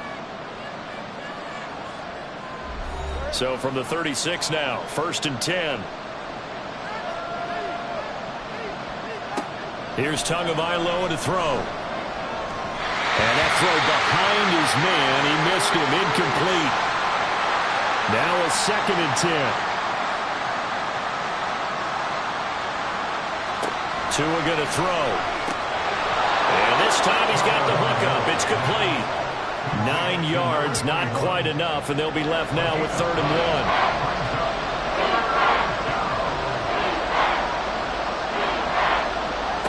Going to the air, Tagovailoa. He had him. He was open, but he couldn't get it to him. It's incomplete. And based on my math, they've only converted 1 time thus far in this game, so you can see the frustration starting to come out a little bit. 3rd downs, they've been a problem for them all game. They've got to start becoming solutions. And just good downhill running there as he'll take this to the 15-yard line. A big pickup of 12 yards on 4th down to keep this drive from stalling. I love those plays. 4th and 1. That's who wants it more. This time the offense. Yeah, there's a lot of hooting and hollering in there, right? A lot of contact and a lot of collisions as they try and find some space. Who's going to drop their hips, gain leverage, and move the other side backwards? We saw it there for the offense getting it done. This is caught. Touchdown! A great effort there with his 2nd touchdown here in this first half. And the Patriots get a late score here in the final minute of the first half. I think everyone in the league talks about finishing, don't they? Doesn't matter whether it's a quarter, a half, a game, a series, whatever. But they're finishing the first half in fine style, putting that one in the end zone. They did, and they didn't leave much time on the clock either. Well done. You always worry about the plant foot in the snow, but no problems there. And it's now 21-17. The lead cut to just 4 as they kick it away and turn things over to their D. This taken in right around the goal line. And he had no room to run as he's tackled down inside the 20. The Chiefs going to go back on offense here late in this first half. And we'll see how this is played. Offensively, they've got the lead. Not a whole lot of time left. What do you think, Charles? Well, it's tempting to try and add to your lead, but a mistake there, that can change things in a big way. I say go ahead, take the knee, get on out for the half. Now the result here, a pickup of 8. Leaves him with 2 to go on 2nd down. Now another timeout called for by the offense as they'll stop it with a little over 30 seconds to go in the first half of play. Now a 2nd and 2.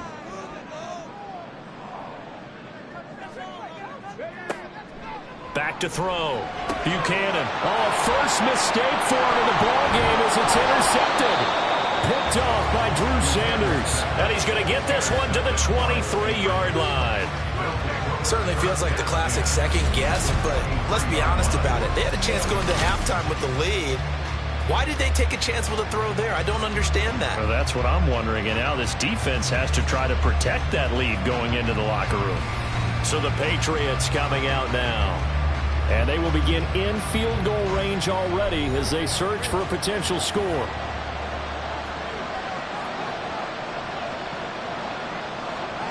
After the turnover, it's Tua. Throwing left side here, and it's complete. Now the Patriots going to use one of their timeouts as it comes with 22 seconds to go here in half number 1. And he's in. Touchdown, Patriots. A great play there as the first half is winding down. And the Patriots have taken the lead here in the final stages of this first half. These two teams in this first half, it's been fun. Back and forth, back and forth. Well, it's not fun for the defensive coordinators, but offensive coordinators are enjoying it. Yeah, they're having streaks here, aren't they? Being able to put scores together and really bunch them up, and we have a tight game here. You know, we often talk about having the right shoes for the right turf. Today it's track shoes. That's what we've seen with these offenses. Yeah, it's been an absolute track meet so far and fun to watch. Extra point right down the middle, and that gives them a 3-point lead. So not much time to speak of remaining in this first half as the kick's away.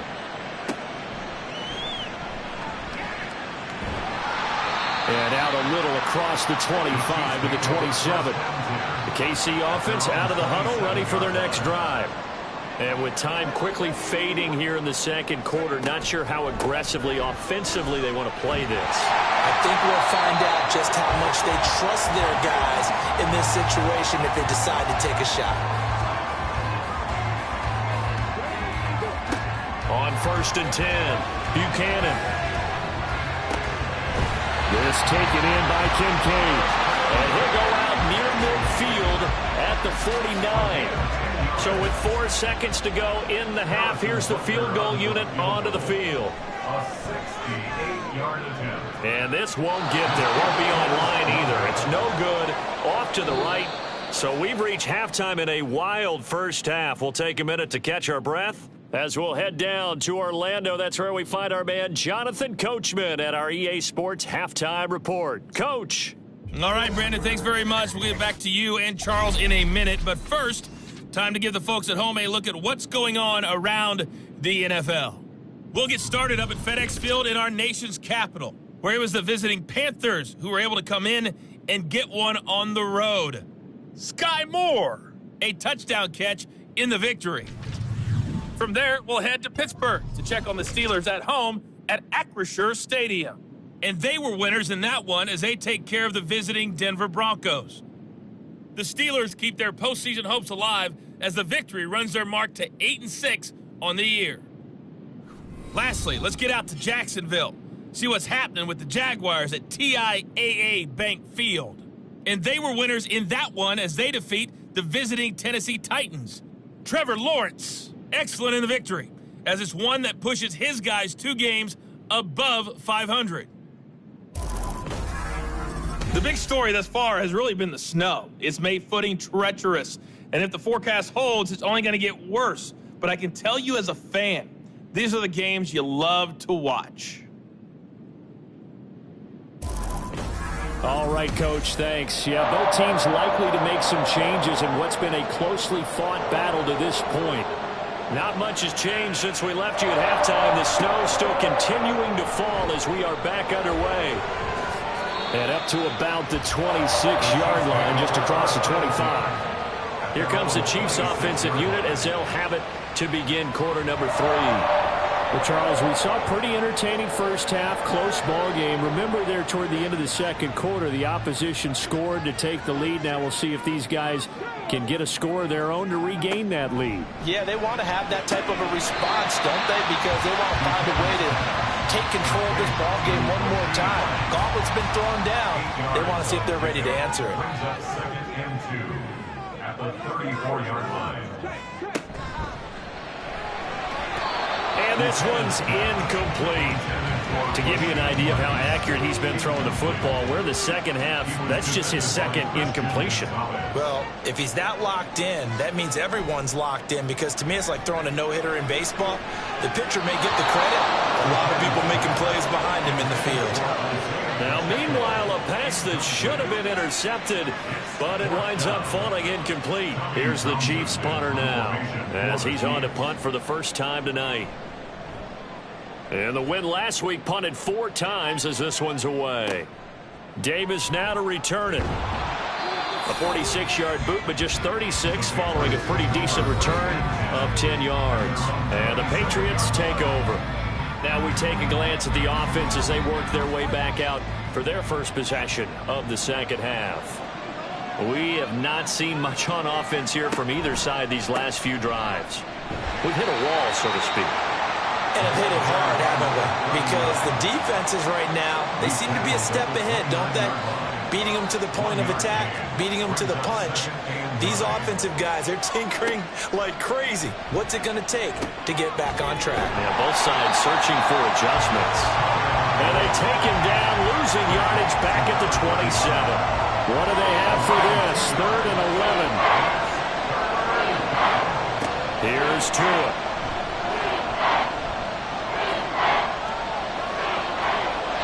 And this is going to be incomplete.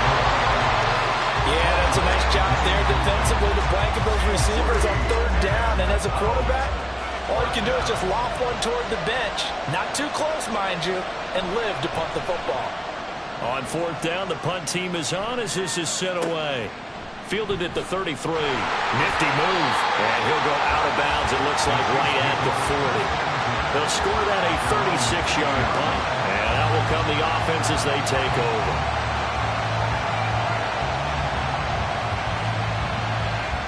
The Chiefs in good position to start out as they come up 1st and 10 at the 40. Throwing to start the drive. Buchanan. That one caught by Rice. And he's tackled a yard short of the marker. Good gain of 9 on 1st down. Well, just shy of midfield. Here's 2nd down and 1. Off the play fake. Buchanan. And this one incomplete. Threw it down at the feet of his receiver. I think they need to make sure they get together on that route because that's a curl, all right? Timing is everything. That receiver anticipating turning around, having the ball already halfway there, threw it short. And able to pick up the first across midfield to the 47. 4 yards on the pickup, good enough to extend the drive. Well, they gave themselves options there on the 3rd down play and were able to convert on that RPO. Shows a lot of trust with the guy taking the snap, doesn't it? Because you're counting on him to make the right reads and give the ball where it's supposed to go. And he did on that play. Throwing on 1st down, but this one winds up to be incomplete. 2nd and 10. It leads to 2nd and 10. Throwing again. Buchanan. And that will be incomplete. Tried to dial up the long one way out there, but it'll be 3rd down. And 10 yards to go. Looking to throw. Buchanan. Oh, you saw that one coming. It's intercepted. Thrown back across his body. And the Pats will take over here as they get it up to the 43-yard line. Partner, I think this one went awry very simply because he overestimated his arm strength and his ability to fit it anywhere he wants to. A lot of quarterbacks do that and often pay the price. New England trying to get a place on offense. We have seen a lot of points here in this quarter. For us up here in the booth, it's been fun to watch. The defensive coordinators probably scratching their heads. Yeah, they're going a little bit crazy right now. But let's face it, all of our friends who play fantasy, they're enjoying the heck out of this show because most of them are creating and getting a bunch of points. Yeah, points certainly not at a premium here. And he'll protect himself at the end here as he winds up getting pretty decent yardage. 2nd and 5. 2nd and 5. At their 49-yard line. Looking to pass. Tua. It's a short one here, complete to his tight end. And he is down at the 48. A pickup of 4 that started at one 48-yard line and ended at the other. 3rd and 1, and Tua wants to throw it. Throwing into traffic there, and that's complete. He's going to be a yard short. Needed 2, but only got 1. 4th down. If this were baseball, we'd call this small ball. Instead of pushing it downfield, they throw a short pass trying to pick up the 1st down, but the defense rallies to the football and stops him short, bringing up a 4th down. And this punt sails over the sideline, and the spot, it looks to be right at the 25-yard line. And the Chiefs now getting set to go. And both of these defenses have been stifling these last few drives offensively. Just not able to get anything going. So what needs to change? I think a lot of the guys will go back and review, so to speak, because everyone has someone assigned to how did each play work. Okay, what did we use that kind of worked for us during this game? Try and get back to some of those plays, as well as the possibility of showing something you haven't shown already in this game and trying to change things up.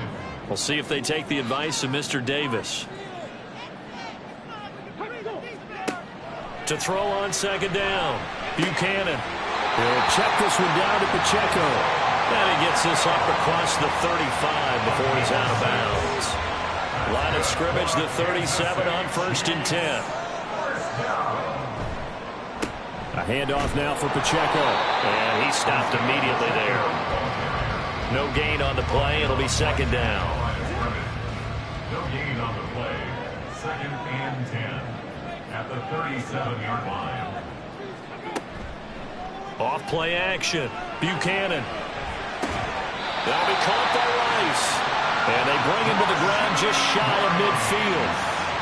12 yards there as they keep this drive rolling. It's another first down.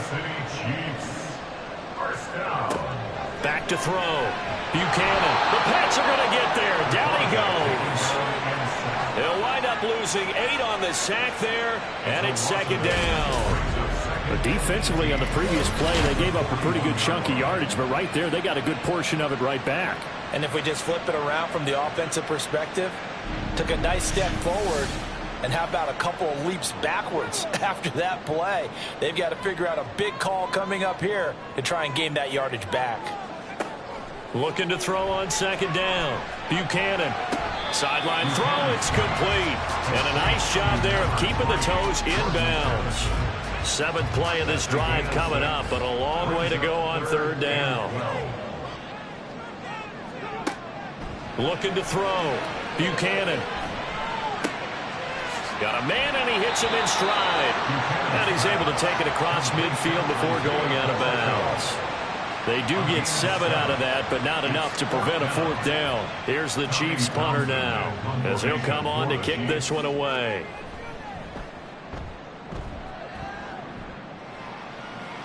That one sails out of bounds. The side judge will walk it off. And he says it went out of bounds at the 9-yard line. Nice punt. And the Patriots gearing up to go now.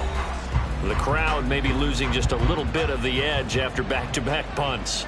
They want some big plays. They want to see some offense. They want to see somebody break away, whether it's through the air or on the ground. Now it'll be interesting to see where the patience is on both sides. Each head coach, can you hang in there and not try and force something that could put your team in some jeopardy? On second down now, trailer. And a short gain here across the 10 to the 12. They follow up the first down 1-yard run with a minimal gain of 2. Here comes 3rd down and 7. Tua sets up to pass it. Buying time to his left. And he will slide to a stop. He does have the first down. The drive stays intact with a pickup of 13. It certainly appears that he's been able to get a read on how they've wanted to contain him in this game. He's seen some places where he can beat them in big spots, and right there, he slides in with ease for the first down. Now they'll throw with Tagovailoa. Quick hitter here, it's complete. 2 yards on the pickup there, and that'll bring up second down. Out of bounds at the 27-yard line. 2 yards on the pickup. Tua going to keep it on the draw. And he was able to shed 1 tackle but could not get away from there. They'll wind up getting 3 on the keeper there, but it leads to a 3rd down. Now Tua. And this pass broken up. And the contact well timed there, and now 4th down. It's always a goal, and it's really nice defensively when you can rally to the football and make sure there's enough contact to force an incompletion. Force an incompletion and force another punt.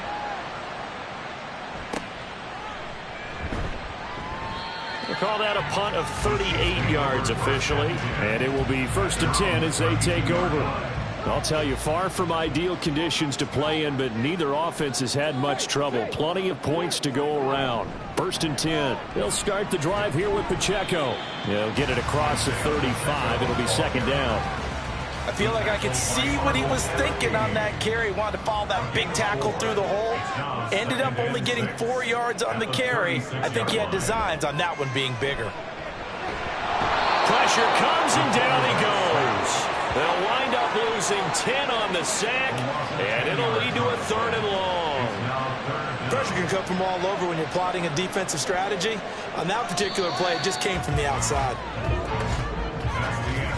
1 quarter remains here on a Sunday night. We'll return with more after this. You're watching the NFL on EA Sports. We're back now in KC. The Chiefs on 3rd down. They've had good success, 5 for 8 to this point. This is 3rd and 16. That's laid out deep for Rice. And it's knocked away and incomplete. Just because you've got the lead in the 4th, it doesn't mean you have to play it safe. I like the aggressive play call there to push it downfield. That time, it didn't work out. On is the punter Townsend as he gets this one away. Fair catch called for and made right at the 25-yard line. So a change of possession here on the punt. And they will take over 1st and 10. The Pats at the line, ready to go. Their defense got the stop, forced the punt, and now you really start to monitor the clock as they nurse this slim lead. Calling a gain of 3 on the play, and it'll be 2nd down. A 3-yard pickup brings up 2nd and 7 at the 29-yard line. Up the middle they go. Trailer. And he'll earn a couple of tough yards past the 30 to the 31. They'll come up facing 3rd and 5.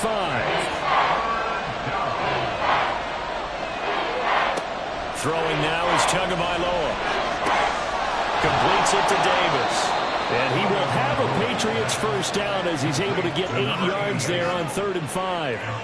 And that pickup of a 1st down, that's going to leave a mark because they really needed to stop them there, didn't they? So frustrating. Defensively, you're a play away from getting that football back here down late. Tough. Now they've got to find a way to create a turnover or a takeaway. Otherwise, this one will probably get away from them. Here's a throw out wide complete to his running back right side. So give him 2 yards there on the completion, and it'll be 2nd down. Brings up 2nd and 8 at the 41-yard line. They'll try the left side. Trailer. And the Chiefs D closes in on him again, and they drop him behind the line. Here's 3rd and 10.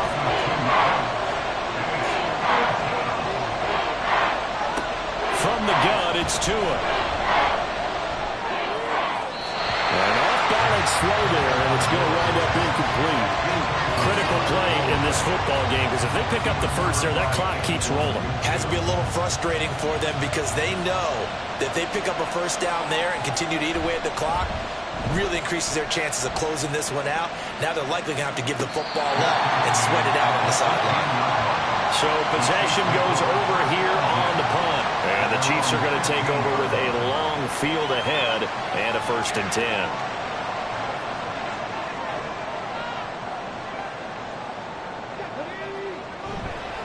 They go play action here on 1st down. He'll hit Jackson complete. And this will leave him a yard short. Nice pickup of 9 yards on 1st down. I got the sense that the defense created a little momentum for them there, didn't they? Did their job, forced the punt. Now, nice start to the drive. Offense has to do their part. Yeah, they certainly do, but what a great start for them. They got to go thank the guys on D. Now this one to his tight end out on the right side. He's been big. 2 touchdowns earlier. Now he's got a 1st down here. They'll run out of the gun with Pacheco. And some room to roam now. Down the left sideline. Inside the 20. And all the way in for a Kansas City touchdown. Isaiah Pacheco. That's rushing touchdown number 20 of the year. And the Chiefs use the defensive breakdown to take the lead away here in the 4th. And that run massively increased his production in this game, and now he's over 100 yards. And break out your calculator, partner, because his yards per carry went up significantly, right? Big-time jaunt. all the way to the end zone. Butker now to add the extra point.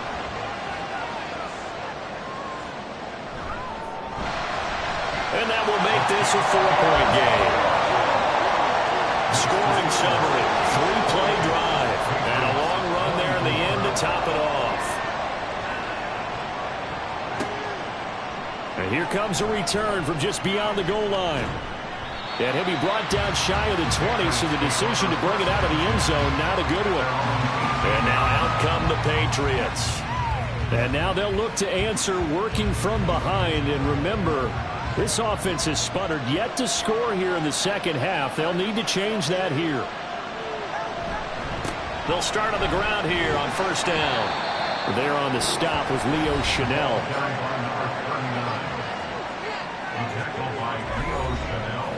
Here's a 2nd and 5. Brings up 2nd and 5 at the 23-yard line. Now a shotgun snap as they'll look to throw. Out to the flat. That's complete to his running back. And this one goes nowhere. Losing yardage back at the 22. It'll go down as a 2-yard loss, and it brings up a 3rd down. They'll look to throw. And he is caught. And he will have a Patriots first down as they're able to get the 3rd down conversion. Well, you can absolutely feel the thought process there. They just gave up the touchdown. So in the huddle, they're telling each other, you don't want to give it back now on a 3-and-out. Nice job of making sure that they wouldn't, and they pick up the first down. So signs of life in what's been a dormant offense in this second half. Here's 1st and 10. He'll drop to throw. Over the middle into traffic, and that's complete. And he takes us up to the 40-yard line before being corralled. A couple of first downs have him to the 40 now on 1st and 10. Back to throw again. And he's taken down. A Chiefs sack. It'll be a loss of 5 there as the safety blitz winds up paying off. How about that? One of the so-called little guys putting the pressure on. That was a strong safety. When I was in college, we often called that a lightning blitz. On 2nd down, Tua. Well, partner, guaranteed they approach this play with the idea of making up ground to make 3rd down manageable. Unfortunately, with that incompletion, right back where they started on the last snap. Now they need a big 3rd down play in order to pick up the yardage needed. Now they set up the screen. That's complete.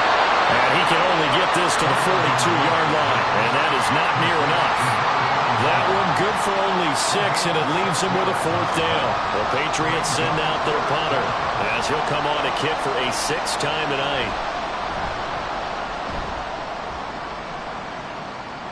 And a fair catch called for and made just outside the 15-yard line. 37 yards on the punt with no return. So now here are the Chiefs as their offense makes their way back out onto the field. They're holding on right now to that slim advantage in a 1-score game. And you hear a lot about 2-minute offense and 4-minute offense. Obviously, the 4-minute offense applies here. How do they run that effectively? Yeah, really what the 4-minute offense is just trying to grind the clock. So you want consistent gains, steady gains. Doesn't have to be big plays, but it has to be plays that gets first downs and keeps the ball away from your opponent. But certainly throwing the ball is in the mix here. It certainly is. Just make sure that you're careful with it. And again, get those first downs, keep possession of the football. 121 yards on the ground for him now as he has gotten better, really, as the night's gone on. Under 4 to play now. Clock running, 3rd down. Back to throw. Buchanan. Pass taken in by his big tight end. And they're going to get this beyond the 40 before it's taken down. Great way to convert on 3rd down there. 21 yards the play. Big hook up there. Forced to throw it on 3rd down. The connection's going to keep the drive alive and also keep the clock moving. Yeah, and from a defensive perspective, didn't get a sack, didn't knock the ball free, didn't break up the pass. The clock keeps running on you. You're in a dire situation now. And a quick throw here. That's complete. That'll be a pickup of 4 as they work with this 4-point 4th-quarter lead. From the 46-yard line, a 2nd down and 6.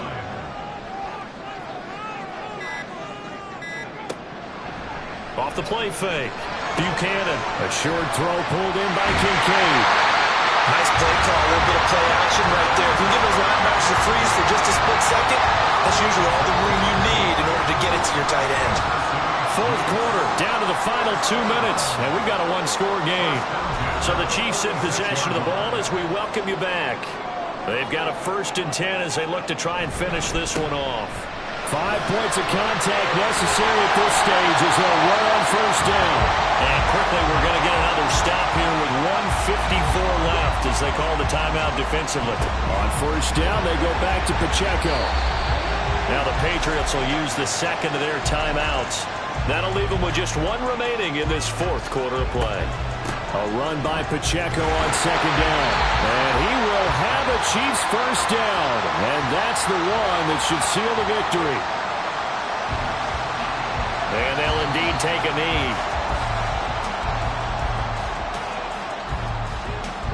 2nd and 11.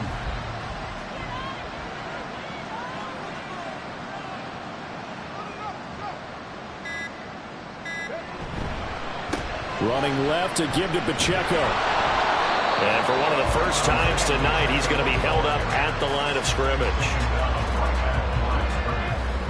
No gain on the play. Leads to 3rd and 11.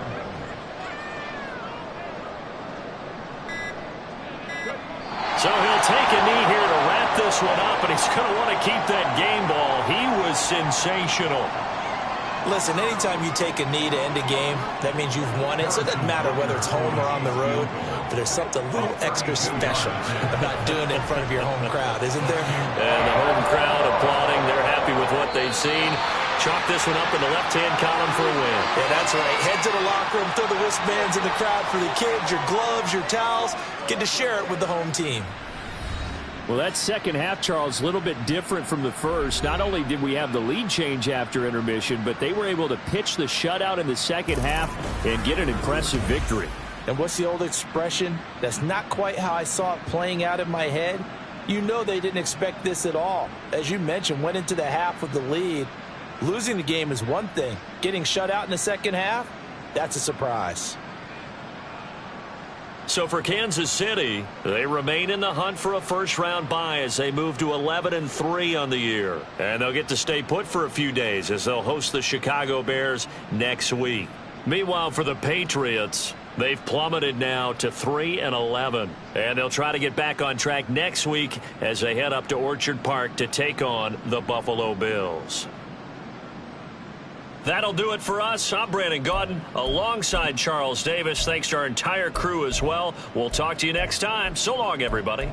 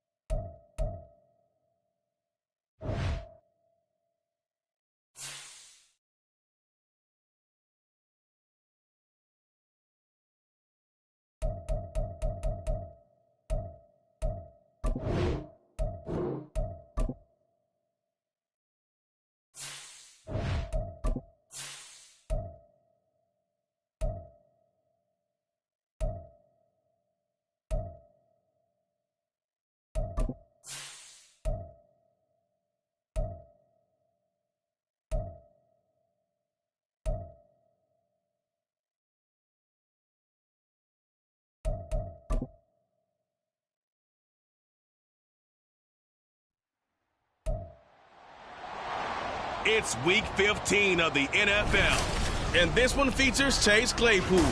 No one's been busier this season as he currently paces the NFL in receptions. It's the Falcons and the Buccaneers, and it comes your way next.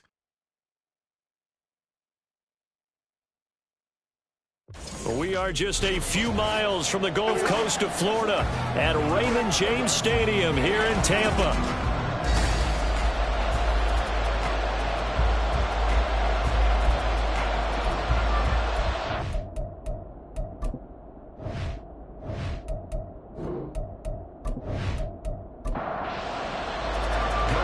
Set to go, Young Wei Koo ready to do the honors. And off we go from Tampa. And he'll get it up past the 20 to about the 22. So out come the Bucs now for their first drive. Now they'll be led by their 5'11 quarterback and a mobile one at that. From Temple, it's P.J. Walker. This is a guy who truly believed in himself coming out of Temple. He bounced on and off practice squads for 3 years without an opportunity. And his big break, it came in another league. The unofficial MVP of the revived XFL led his team to an undefeated record with 15 touchdowns, only 4 interceptions. Season before the league folded. A little bit on the small side, but he showed in his journey outside the NFL, he has what it takes to lead a team. After the loss to start out, here's 2nd and 11. They'll keep it on the ground. Bryant, and he'll take this to about the 24, a gain of 3. You talk about this Falcon defense. They come into this one in the bottom half of the NFL against the run, number 19 overall. And the focus now is making sure that they're hitting on all cylinders as they head into the playoffs. And that means they've got to stop the run better. Because playoff football often means running football. So they've got to be prepared for that. Here comes the Buccaneers punter now. He'll kick it away after a 3-and-out on the opening drive of the game. Fair catch signaled for and taken just shy of the 30-yard line. So here come the Falcons now to get the football for the first time. And a peek at a guy with a lot of experience. His 9th year now in the NFL under center. And when you think about great seasons in recent memory, he's definitely putting one together here. There's a good chance he's going to go over 5,000 yards passing for the season. He's just a little bit under that mark coming in. And I tell you, it's pretty rarefied air when you get up there with numbers like this. Stroud's throw into the hands of Pitts here. And they'll get him down after a pickup of 8, 2nd and 2. The numbers for Pitts in that game a week ago. 5 catches, 54 yards, and a touchdown. And he has 10 touchdowns on the season. When anyone scored that many times, as a former defender, I know exactly what you're talking about before the game. Key on him. Don't let him get in the end zone today, guys. Let's keep him out of there. 10 yards there and a first down for the Falcons.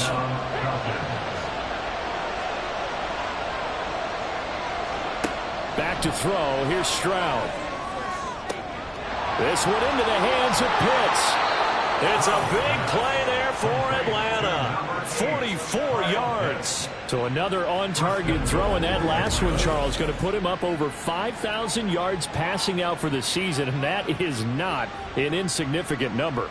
Indeed it is not, because this is not a big list, and most of the guys on it, Drew Brees, Peyton Manning, Tom Brady, Dan Marino, they either are or will be Hall of Famers. They'll run with Robinson. Oh, able to avoid him. Down at the 2. Broke through first contact, but ultimately stopped shy of the goal line. Good yardage on first down. Now can they punch it in on 2nd and goal? Robinson again.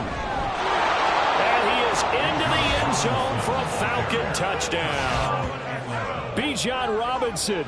That's his 18th rushing touchdown on the year. And the Falcons are on the board first here on the road in Tampa.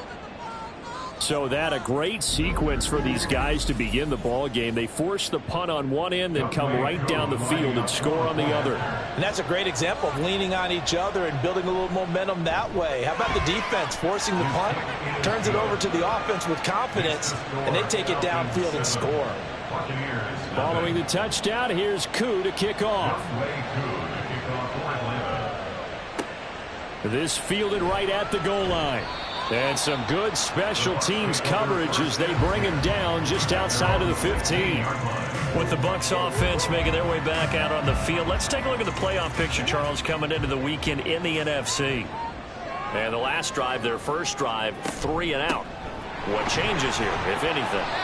I think it's making sure the guys that you trust the most with the ball, the biggest playmakers you have, that they touch it on this possession and try and get things moving. So get it to the horses. Without a doubt. They're the ones that typically end up in the end zone. These are his numbers from last week's contest. 16 carries, 67 yards. They're coming off of back-to-back wins, and I think a lot of credit belongs to this guy right here because, to me, he's not only carried his weight, he's carried a few other guys along as well. He's helped draw defensive attention away from not just him, but open things up for his teammates, too. So if this winning streak is going to continue to have some legs to it, he has to remain effective and put together another nice game. But one of the ways that quarterbacks keep all the receivers alive in a play, never lock in on any one guy. Make sure you keep your eyes moving, scan the field, and here he finds the open guy for a nice pickup. They'll run on first down. It's Bryant, and really a nice job there to make something out of that run, sidestepping defenders for a pickup of 4. Now a 2nd and 6. And this play will be blown up. He'll lose yardage back at the 38. This will be a loss of 3, and now a much tougher 3rd down looming.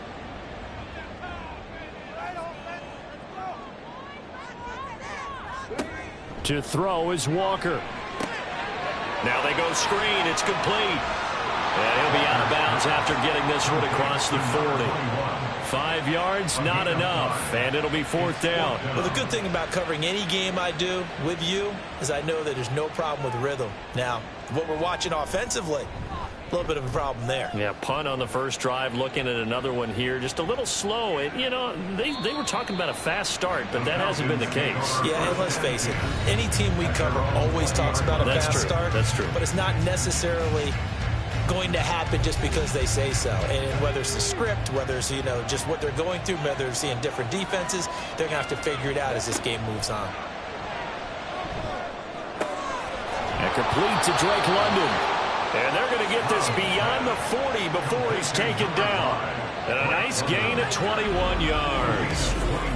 Well, as a coach, you absolutely love seeing your offense find their rhythm early, and that's exactly what we've seen so far. They had a touchdown on their opening drive, and now they connect here for another nice gain for a 1st down.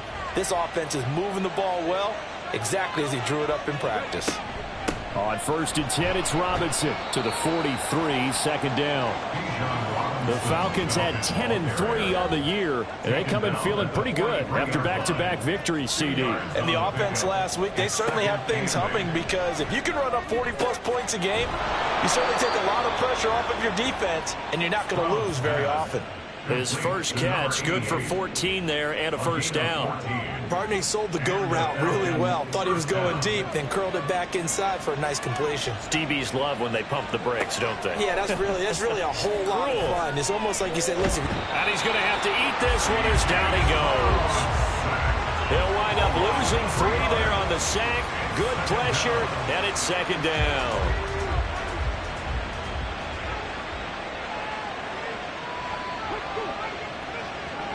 A shotgun snap to Stroud.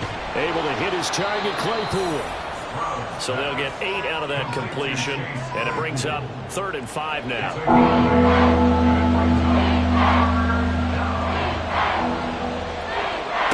Throwing now is Stroud. Work in the middle of the field, and he's got a man complete. And this is going to lead to another 1st down as the tackle's made at the Bucs' 27-yard line. 11 yards there as they connect on the quick slant. Would it be safe to say that as precise as routes are supposed to be run in the NFL, maybe they're not quite as precise in college ball? That's accurate, yeah.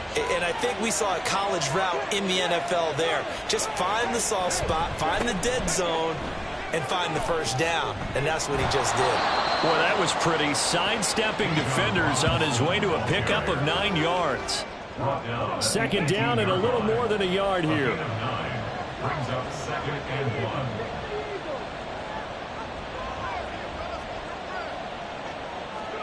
And Stroud now to throw. Throw over the middle, going to be caught here by Pitts. And he's going to be taken down right at the 10-yard line. So not quite a first and goal. It's 1st and 10 from the 10. Stroud to throw it. Right back to Pitts again. And he's going to get a solid gain of 9 before being brought down. 2nd and right at a yard. And now we'll get a stoppage here. There appears to be an injured Falcon on the field. Hopefully, obviously nothing serious here. Medical staff, though, going to take a peek, and we'll take a break. Stroud now on 2nd down. That ball is caught. It's London for the Atlanta touchdown. A great effort there. His 6th touchdown of the season. And the Falcons have taken a 13-0 first quarter lead. Another impressive drive, so they're 2 for 2, 2 touchdowns. Charles, a great start to this ball game for them. And one of the words that's really worked its way into our lexicon is stacking. They've stacked momentum each time out, and not only on offense. Between those touchdowns, defense held, forced a punt to get the ball back, and they played awfully well in this one. Both sides playing at optimum level. Extra point by Koo, up and good. And it's now 14-0.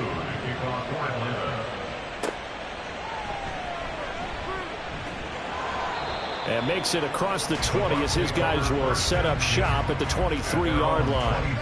And Tampa Bay trots out there now. They've shown precious little here offensively thus far as they try again with a 1st down now.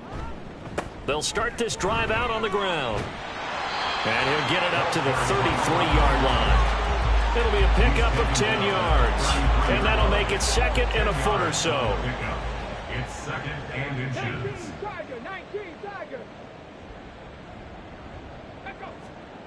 Here's Walker. Throwing middle, and it's complete. And getting this just shy of midfield, they'll spot it at the 49. His first catch, good for 16 and a first. You can almost hear the sigh of relief coming from their sideline and from their point on the field, because this has been a tough start for them thus far. A much-needed 1st down there. They needed something good to happen. Plays like that will continue to help them dig out of this hole.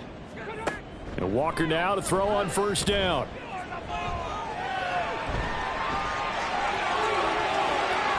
Down the right sideline. And he's all the way down to the 13-yard line. Big yardage there on the scramble, and it gets him a 1st down. This guy's proven himself to be one of the best in the NFL. He brings an added dimension to their offense with his ability to read defenses and know when he's able to pull it down and take off and go. Throwing on 1st down, but this one winds up to be incomplete. So many times we've seen him try to escape the pocket and do something with his legs, but in this case, the pressure was too intense, and he made the wise choice to just get rid of the football and make sure no one was going to get it. Throwing again, Walker on 2nd and 10. Throwing the out route, incomplete. It's Foster. He'll get only 3 there, so it leaves him with a 3rd and 7 ahead. 3rd and 7.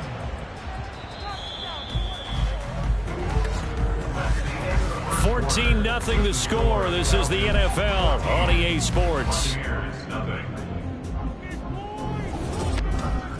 Second quarter now in Tampa Bay. It's the Buccaneers in control of the football, as they've got it with a 3rd down coming up. Now Walker. And it'll be intercepted.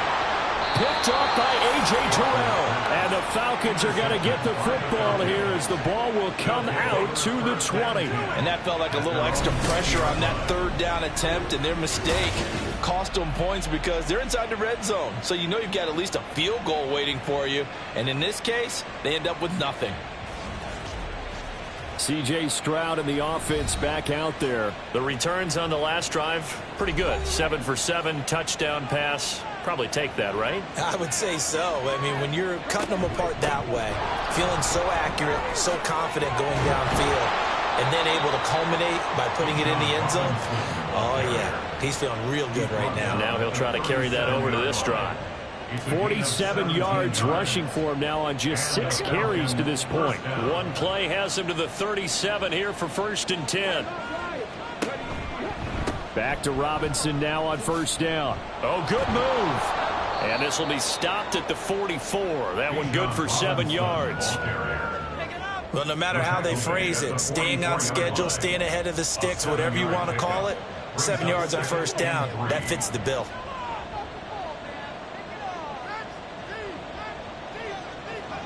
On second down, it's Stroud. He's got his pass-catching tight end. That's Pitts. And Pitts is going to pick up a Falcons first down as he'll get this up to midfield. First down, Falcons.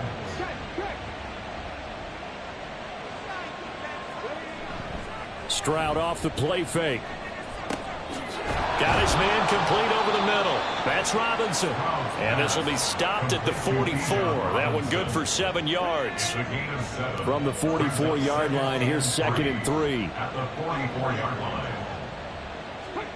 Stroud. Stays on his feet. Third catch of this first half for him, and this one is a first down. Drake London. It's a gain of 6. And a Falcon first down. They'll run this one right with Robinson to the 36-yard line. Stop there. Oh, that's a real nice job there by the defensive front. They just engaged and held their ground.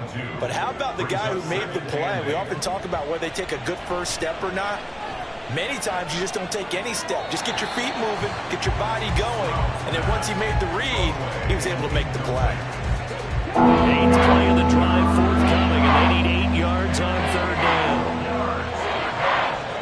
Stroud looking to throw. Able to find the open man. That's complete. And this is going to lead to another first down as the tackle's made at the Bucs' 25-yard line. 11 more yards there, and this methodical drive continues. Well, things are definitely going right for them here in the first half. Pick a down, any down, even third down, no problem. They get a connection there and pick up a fresh set of downs, continuing to move the ball. Stroud now on 1st and 10. And that nearly a turnover, but it's incomplete. Oh, fortunate to retain possession there, and it's 2nd down.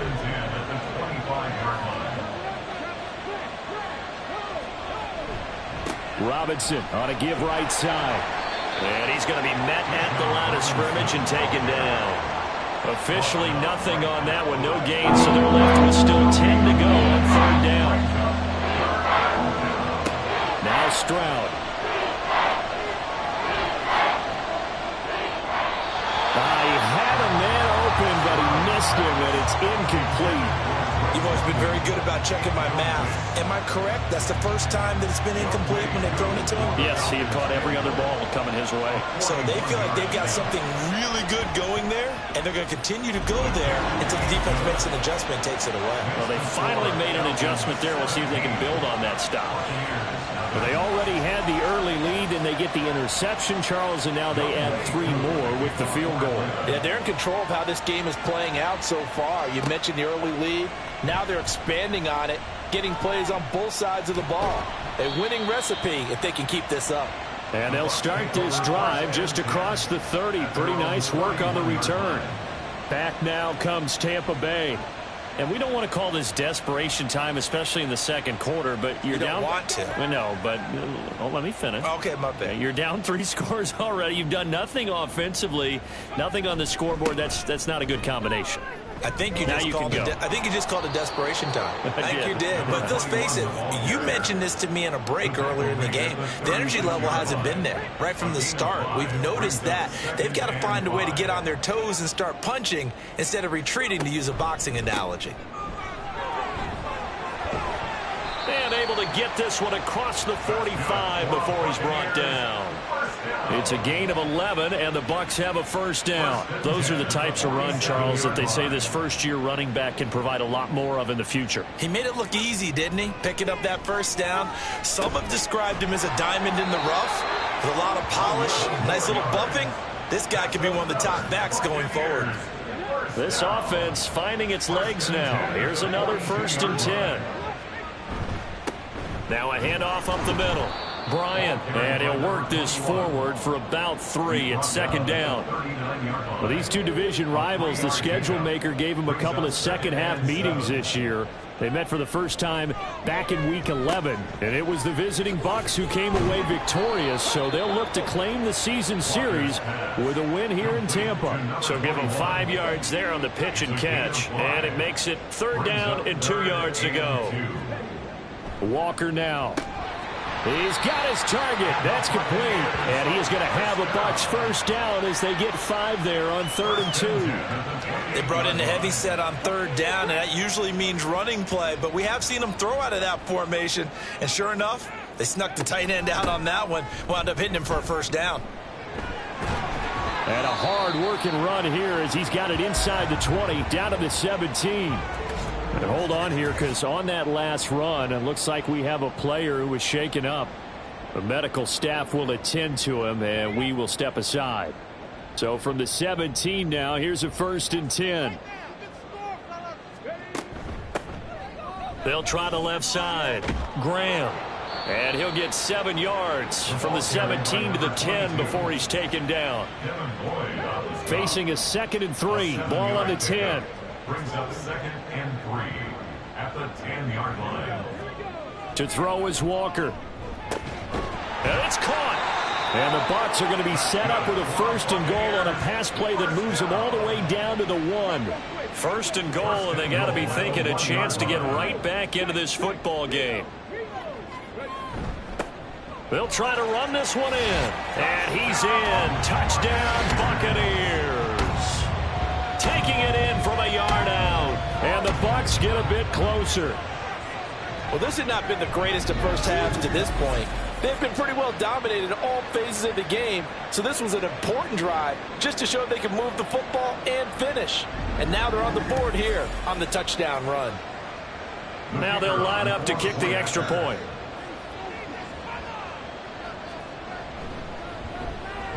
And it's 17-7. So that one a pretty time-consuming 10-play drive. And it ends with a 1-yard touchdown run.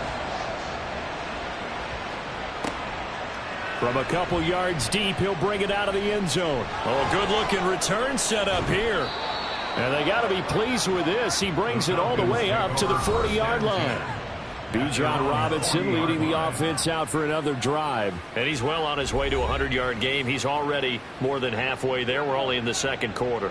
And what I've always loved about running backs is they'll tell you, I had no idea how many yards I had. Right. Those guys have an innate sense of where they are in a ball game and how many yards they've accumulated, because you know they're always working towards 100. He's been working well towards 100 here. It's a pickup of 3. Brings up 2nd and 7. The 2nd down throw now from Stroud. And this throw incomplete.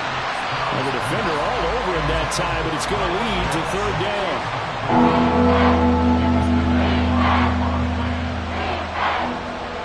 Back to throw. Here's Stroud.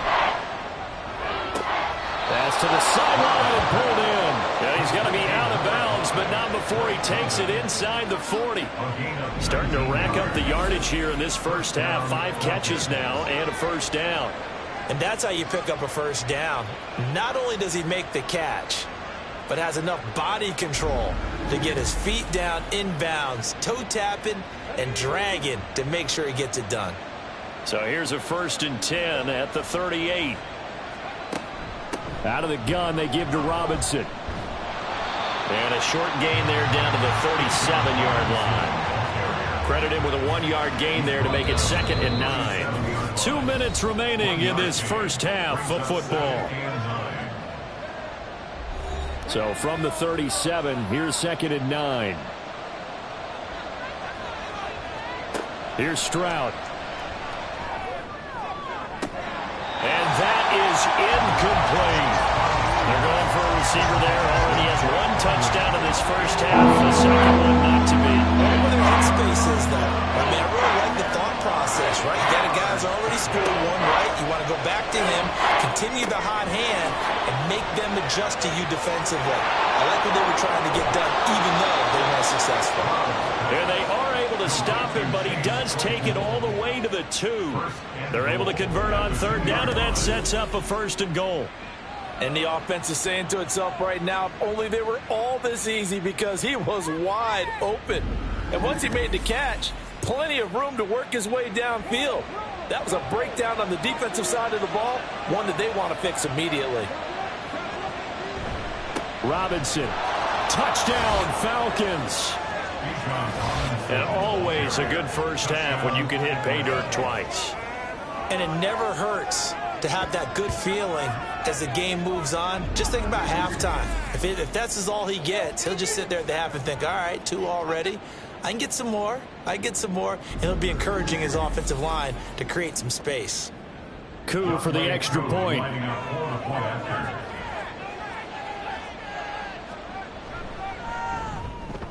And that'll make this a 3-score game as the lead moves to 17. So this drive spans 7 plays. And it was Bijan Robinson who took it home with a touchdown run. Following the touchdown, here's Coup to kick off.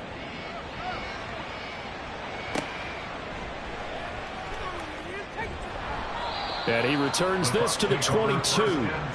There again is the running back as he trots onto the field. And the ground game's been good, but they're losing here in the second quarter. Can they use that ground game maybe to work the air attack a little bit more? I think so, because now you can throw play action off of being able to run the ball effectively.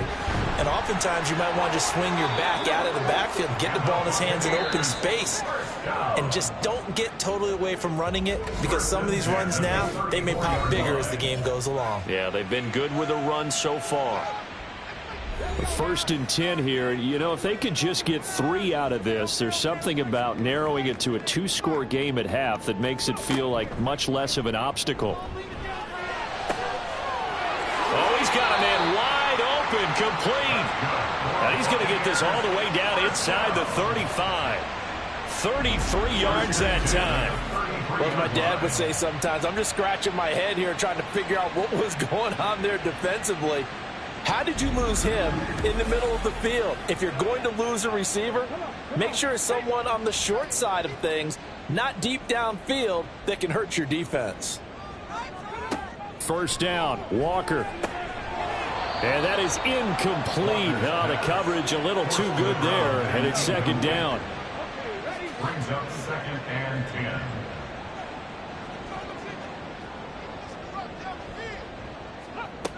To throw is Walker. Now throw right side here, going to be incomplete. Well, it would look like a march to the end zone has hit a momentary roadblock with that incompletion. No need to panic. They just got to come up with a high percentage play call and see if they can get their offense back on track. Oh, everything falling apart now. Another one intercepted. And the Falcons are going to get this back to their own 34-yard line.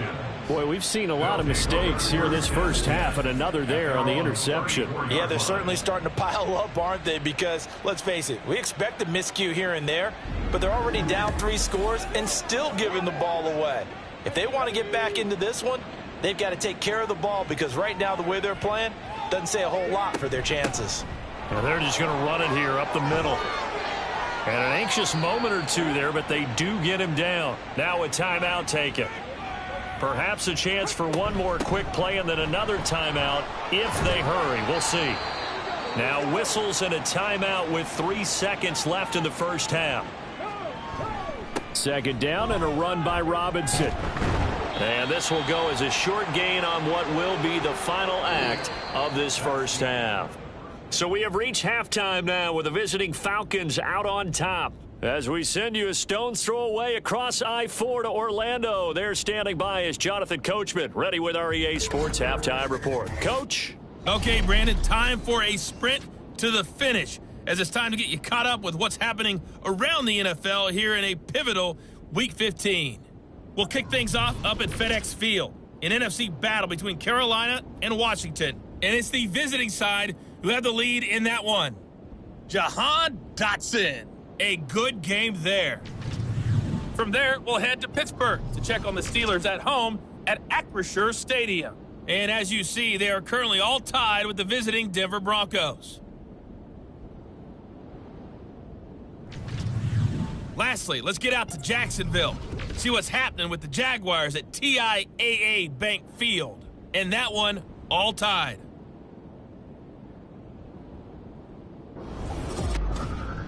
It was the former Longhorn Bijan Robinson who was tough to stop in that first half.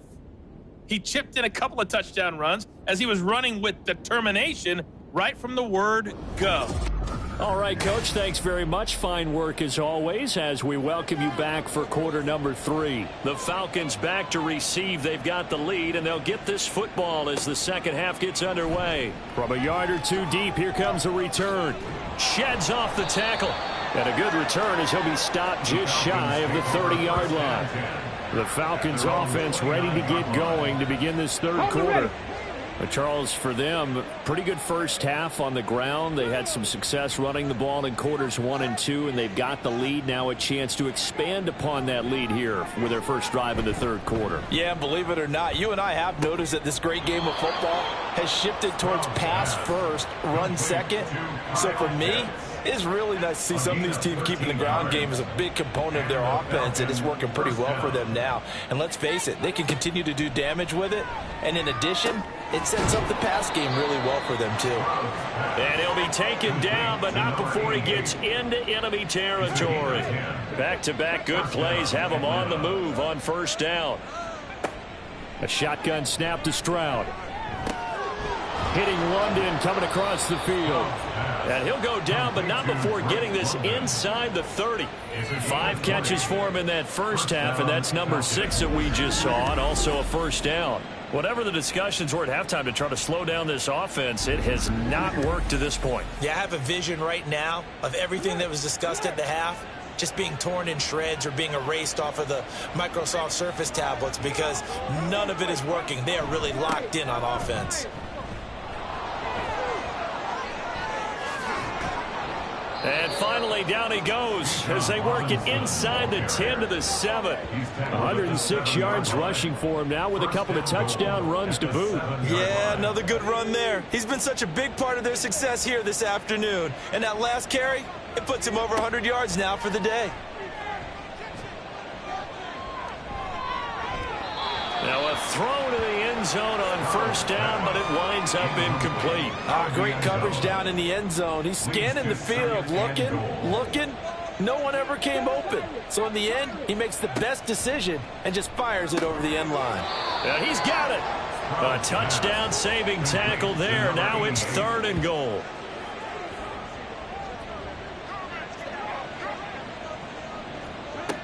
And Stroud now to throw. To the end zone, but it's incomplete. Boy, such a good drive. You'd hate to have it end in 3. Do you think about going for it? Absolutely. I mean, the fact that they've moved the ball so well should lead you to the decision that maybe we should go for it right here.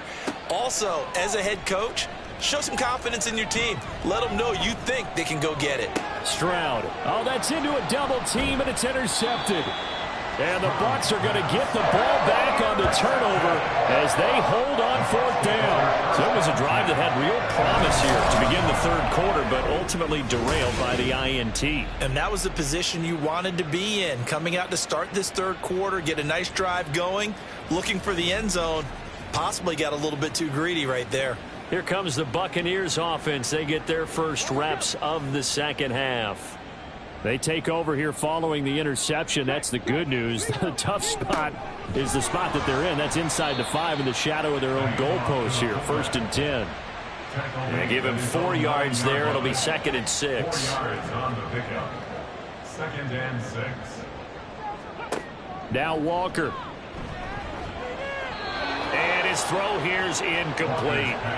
Anytime a ball's thrown in the middle of the field that's popped up in the air, I expect someone to catch. It doesn't matter whether it's offense or defense because there's usually a great amount of bodies in that part of the field.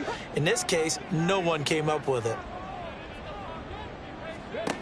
Walker from the gun on 3rd down. That is caught. And he'll be taken down, but he does have first down yardage. Got what they needed there. The drive continues with a 9-yard pickup.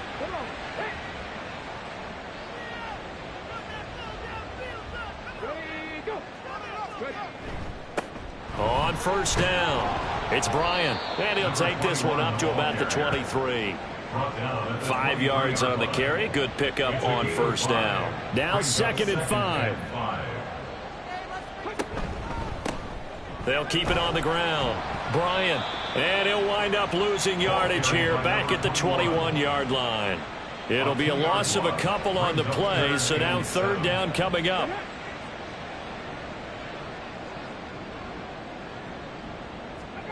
Walker. Firing quickly here, and that's complete. And he is going to have the Buccaneers first down as they're able to get the third down conversion. Well, part of their struggles in the first half was their inability to convert consistently on third down. But how about this well-designed play? Gave himself plenty of options and able to get the hook up and keep the drive going. So first and 10 now from the 30. Here's Walker. Open man here is Foster. And he'll be taken down, but not before they work it across midfield. A well-executed 22-yard gain.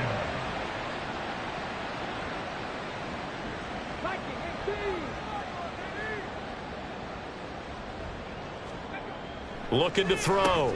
Walker. And he's got his man in stride. Complete.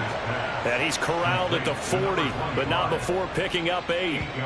And Charles, with that completion, I'm told that puts him over 3,000 yards passing now on the campaign. And Brandon, nowadays your leader's usually closer to 5,000 yards on the year, but still, 3,000 yards, a good season. And he is out of bounds, but not before he's inside the 30. First and 10 at the 28-yard line. They'll run on first down. It's Bryant, and he's brought down at the 24 after a gain of 4. Not too many offenses want to turn down long drives, but when you're down what they are, they've got to pay it off with some points. Now a second down throw for Walker. That is caught inside the 5. And in for the Buccaneers touchdown. A 24-yard touchdown. And the Buccaneers go nearly the length of the field and finish it off with 6 points. That's a score you felt they had to have here in the third quarter to get back in this game. And you know that there's an emphasis on their side. Hey, we know this. We know where we are. But sometimes that binds you up so much that you try too hard, you don't get the score. A perfect combination of urgency, yet relaxed enough to get it done. Extra point forthcoming. It's up and good, so they claw back into it. 24-14 now. A pretty long drive that time. 11 plays all told. And it ends with a touchdown for the Bucs. So the lead back down to 10 as things get a little more interesting, and the kick is away.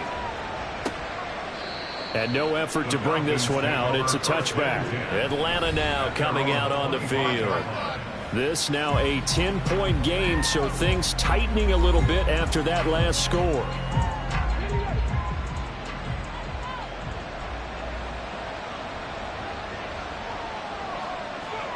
First and 10, it's Stroud. Quick hitter here, it's complete. And he's going to be dropped following a pickup of 7 past the 30 to the 32. They'll operate from the 32-yard line here, second and 3. 32-yard line. They'll bring one of the tight ends in motion right here. Straight ahead, it's Robinson. And they get him down, but not before he takes it across the 40-yard line.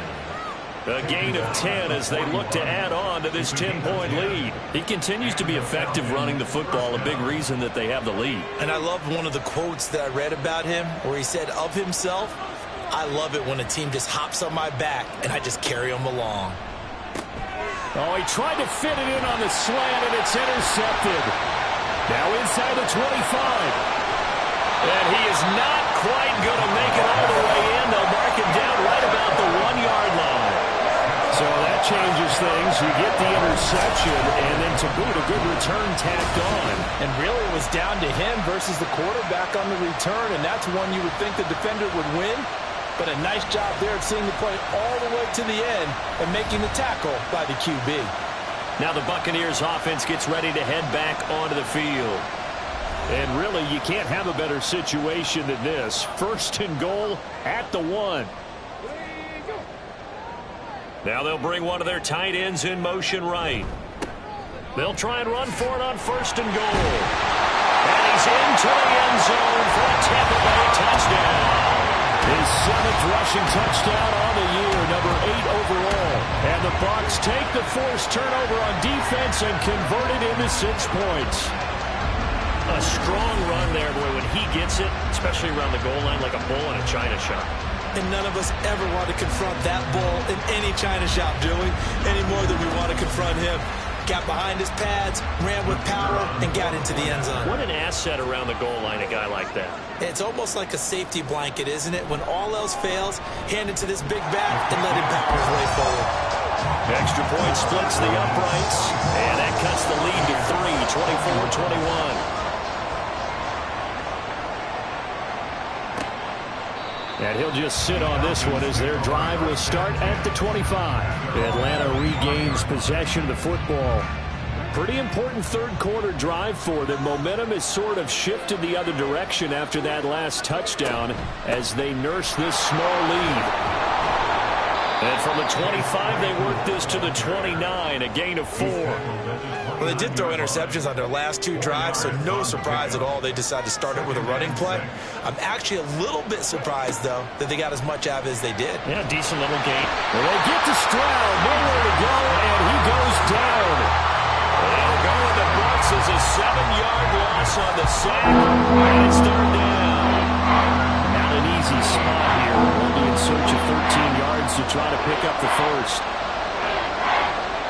Now on 3rd and long, they'll look to throw. Flush to his right, so no sack. He gets back to the line of scrimmage, but it'll still bring up a 4th down. He certainly did his best to find something on that run, but there just wasn't enough time to make it happen. Nice effort there, avoiding the sack and getting back to the line of scrimmage. That one certainly could have ended up worse. The Falcons send out their punter as he's on to punt for the first time this afternoon. He was called on 3 times in the win last week as his first one here's away. We'll call that a 47-yard punt, a return of just 3. And the Bucs will get ready to go on offense. The Tampa Bay offense set to go again.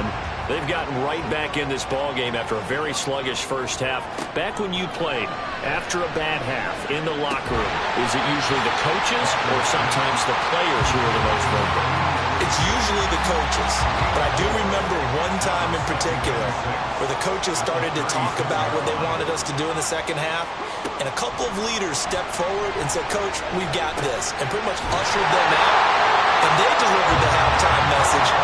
It worked, too. We played much better in the second half and came back and won. Well, whoever said something at halftime, it's working right now. On 1st and 10, Walker. And a quick throw here, that's complete. Call it a gain of 6 on the play, and that's going to bring up 2nd down. Brings up 2nd and 4 at their 48-yard line. And they go play action. Here's Walker. And they will not get the connection there. It's incomplete. Well, they certainly did a nice job there, picking him up out of the backfield and then running stride for stride with it. That's good coverage, and it led to an incompletion. Now Walker. And he comes back with one complete. He's going to be out of bounds on what's going to wind up being the final play of quarter number 3. We're off to the 4th quarter here in Week 15. Happy holidays to all. This is the National Football League on EA Sports. Back now in Tampa. It's been a very hotly contested game to this point. Just a field goal separating these two teams as we get set for the 4th quarter. And he's going to get this one down near the 45-yard line. Just a yard on the first down carry, so it's 2nd and 9. Brings up 2nd and 9. Now a give, right side. Bryant. They follow up the first down 1-yard run with a minimal gain of 2. Let's give a lot of credit to the offensive line. They've been able to move the ball really well on the ground the entire game, and while that wasn't a huge one, that's okay. They'll take them in short, steady bursts. From the shotgun, it's Walker. And incomplete on the deep ball. Oh, boy, partner, did that just happen? I've got my hand over my eyes right now because, like him, it's going to haunt my dreams, too. He was wide open. How did he overthrow him there? Defensively, just very lucky. You know that they got away with one there. Well, on that punt, we've got a man shaken up. While they come out and take a look at him, we will step aside for just a moment.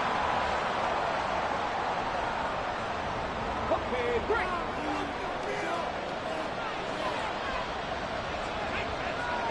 Stroud to the air on 1st and 10. Wide open receiver complete.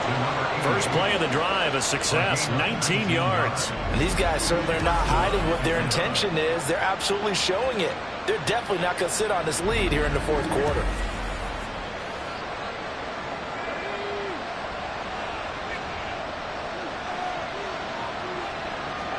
And they'll throw it with Stroud here, 1st and 10.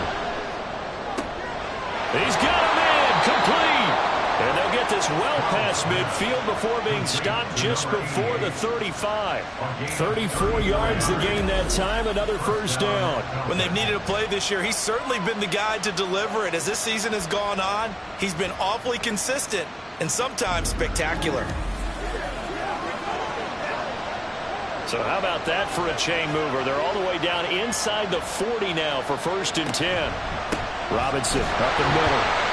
And tough sledding. He'll get maybe a yard. Stop short of the 35. Run blitz there defensively, something we might see more of here in the 4th quarter. I think we'll see a lot of it. And the difference between that and a pass blitz just trying to get to the quarterback. You're trying to scheme someone open who will get to the QB and make sure he gets on the ground. In a run blitz, you're actually trying to cover up gaps, trying to cover up holes so they can't run the football. Stroud looking to throw. Work in the middle of the field, and he's got a man complete. And this is going to lead to another 1st down as the tackle's made at the Bucs 21. And now we'll get a stoppage here. There appears to be an injured Falcon on the field. Well, now they're going to come out and take a look at this injury, and we'll be back in a moment. On 1st down, here's Stroud. It's caught on the right side by Robinson. He's tackled a yard short of the marker. Good gain of 9 on 1st down. If nothing else, they've already taken a couple minutes off the clock here already as they come up 2nd down. Back to the ground with Robinson.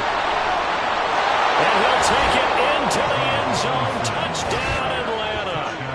Bijan Robinson. His 21st touchdown of the season. And the Falcons will add to their 4th quarter lead. So another rushing touchdown for him this year. Boy, he's found the end zone quite a bit so far. Charles, that now an even 20 scores on the season. And you know how often we use the term, probably I overuse the term, imposing their will? Well, these defenses have become really powerless to stop him. That's what we've seen from him and his team this year. You know he's getting the ball down here in the red zone, but he's just got that strength of will himself, and he's used it to great effect. Following a touchdown, here's Koo to kick off.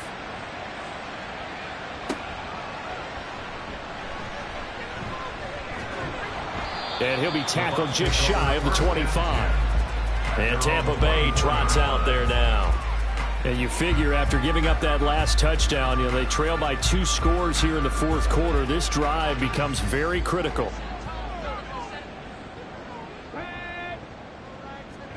And Walker now to throw on 1st down. He finds his man complete. That's Bryant.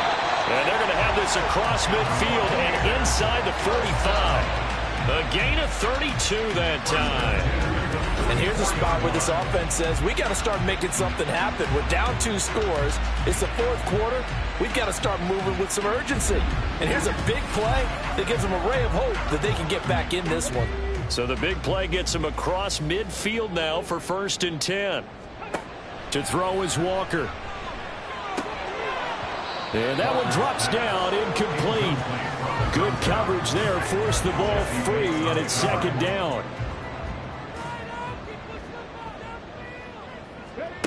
Walker now. That is incomplete. So now 3rd and 10, a big play to start the drive, but nothing since. Up the middle they go.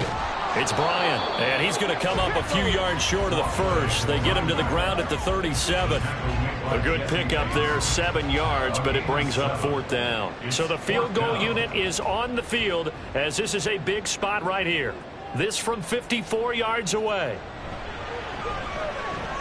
And his kick is absolutely perfect. And this is back down to a 7-point game. So they hadn't called on him at all until this point, but he comes through here and buries one from long range. Yeah, that's awfully impressive because usually kickers like to get that first one out of their system in the first quarter, sort of get them into the flow of the game, but to come in this late and knock it down from long distance, give him a lot of credit.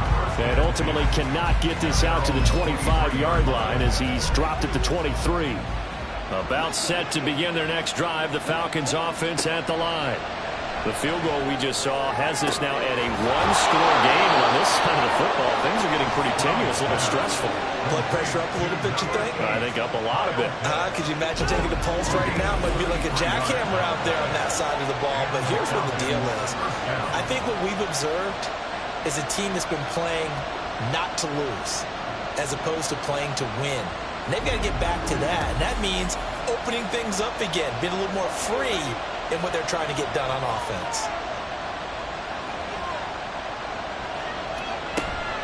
Hand off to Robinson out of the shotgun. And he'll take this ahead for about 4. Second down coming up. I'm sure that that's going to be the formula. Just keep the ball on the ground. Keep that clock moving. And when you have the lead this late in the game, above all, stay in bounds. Yes, take care of the football. Yes, gain yardage, but stay in bounds and let that clock tick. They try to throw on second down, but this one is incomplete. As defensive coordinators around the league tell me all the time, that throw is not for every quarterback because you've really got to drive the ball downfield. It's going to be a tight window for him to fit that one into. In this case, unsuccessfully. And he is going to have a Falcons first down as they're able to get the third down conversion. And that certainly appears to be a critical conversion right there because not only do they keep the drive going, they take valuable time off the clock as well. They have to feel really good about that last completion. A throw over the middle taken in. So the completion good for 6 yards, and it's second down.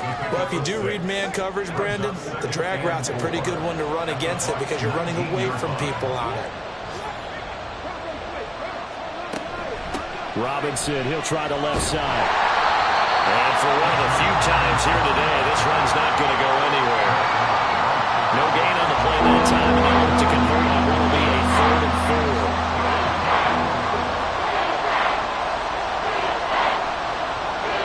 Stroud. Pass taken in by his big tight end. And he's going to have a Falcons first down. They needed 4. He doubled that. He wound up getting 8.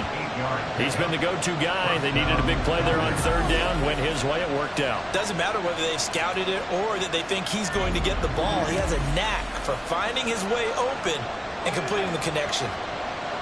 Clock running, under 4 to play now as they come up on 1st and 10.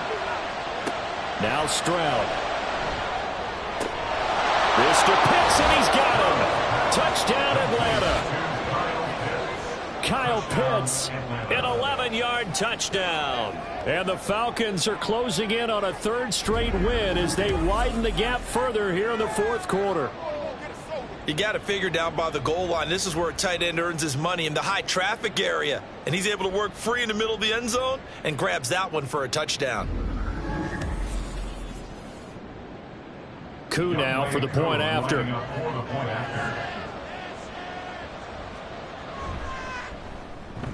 And he's been a busy man, 5 for 5 now as he knocks another one through to extend the lead. So that drive takes him down the field in 8 plays. And it was the tight end Kyle Pitts finishing it all off on the touchdown reception.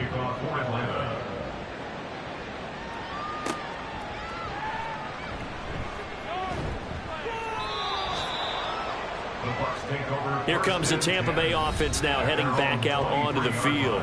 Last time out, you remember their drive stalled, but thanks to their kicker, booted a long field goal to at least get them 3. Now here they'll try to do better and find the end zone. And in our experience, how much fun is it for coaches to know that they've got a kicker who can nail it from long distance? Now, the hard part is, as an offensive play caller, you don't want that in your head too much where you're relying on it, and he goes out and gets the job done for them. But I'm quite sure he would be content to just kick extra points from here on out. Yeah, absolutely no question. I think his teammates would be okay with him just kicking the extra points as well. And he takes us beyond the 35 before going out of bounds. Now we're going to get a timeout. Appears we've got an injured Buccaneer. So as the medical staff takes a look, we'll step aside. So from the 36 now, 1st and 10. To throw is Walker. He finds his man, complete. That's Bryant. And able to get this one across the 45 before he's brought down. And now we'll get a stoppage here. There appears to be an injured Falcon on the field. Now the medical staff is going to come out here and take a look, and we will take a short break. A first down throw for Walker. Oh, he's got a man wide open, complete. Touchdown, Tampa Bay. A big play there. 52 yards. And the Buccaneers have made it a one-score game again here in the 4th. So that's a really big play here in the 4th quarter. And don't look now, they're right back in this game. Did it feel to you, as it did to me, that maybe they were a little bit soft in what they were lining up with on defense? Almost like they were protecting the lead rather than trying to make a play. And now that lead, it's down to just one score. Point after, right down the middle. And now things get a bit more interesting here in this 4th quarter. The Bucs ready for the kickoff. And here we go. It's in the air.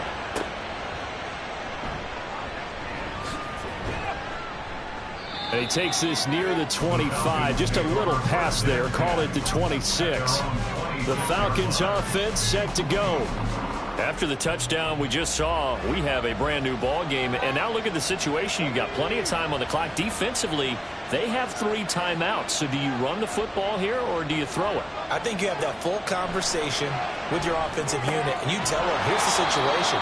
They've got all their timeouts, so we are not going to play this conservatively.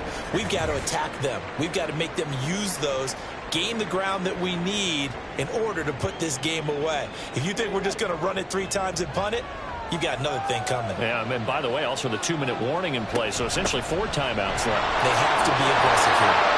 And he went backwards. He'll be down at the 30. It'll go down as a 2-yard loss, and it brings up a 3rd down.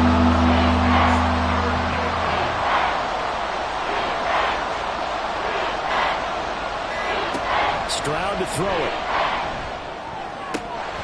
And that one goes incomplete on the drop. That's one he definitely normally catches. 4th down. And sensing the momentum maybe changing here a little bit, Charles. Yeah, this defense is going to get off the field quickly, and their offense got them a touchdown last time they had the ball, so they should get another shot. This is brought in at the 21. It'll be a 47-yard punt with a net of 40 following a 7-yard return. So now the Bucs down by 7, 2:15 remaining.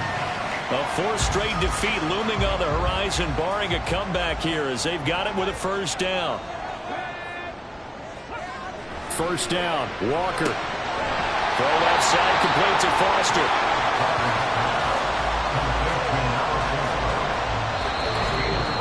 Fourth quarter, down to the final 2 minutes, and we've got a one-score game. So it's Buccaneer football as we welcome you back. Here comes 2nd down and 5. Now Walker. Now we're in the situation where the quarterback's got to take full charge of his home. Got to totally command it, make sure all eyes are on him. All focus is locked in. Going to call multiple plays and go over different situations and scenarios to make sure everyone is on the same page. And now the 3rd down throw incomplete as well. Partner, they've got one chance left to keep this one going, and I think for you and me, let's think along with their offensive coordinator now. Has to think back, cycle through every play of this contest, and remember what's worked and what hasn't. Because right here, he needs the best play of the game in order to keep this one alive. There's a ball thrown right side and complete. And keep the game alive, at least for the moment, as it's a 1st down. Like the design that we're seeing right there. This is what they need. Down by a touchdown here in the 4th. They just need to keep working their way downfield. And when they see openings, take their shots. Plenty of time. All 3 timeouts still remain. Here's 1st and 10 now. A throw there, but that's going to wind up incomplete. Limited time left on the clock after that incompletion, so I think both sides are going to savor every second to prepare before the next snap. Because once the ball's in motion, it may be a non-stop push to finish this drive off. Everyone go be on the same page right now, because I think they'll try and get several plays up in quick succession if they can. This is 1st and 10. Back to throw. That is caught inside the 5. And stopped a few yards shy of the goal line at the 3. Nice, well coached, a team that understands what's going on. They still have time to work the middle of the field as they just did there. He's back to throw. And this is caught. For the moment, it's a touchdown, but multiple flags down, so let's sort this out. That's interference. Defense. So obviously they will decline the penalty there, and the result is 6 points. Don't forget the extra point. It's up and good, and we are tied here in the 4th quarter.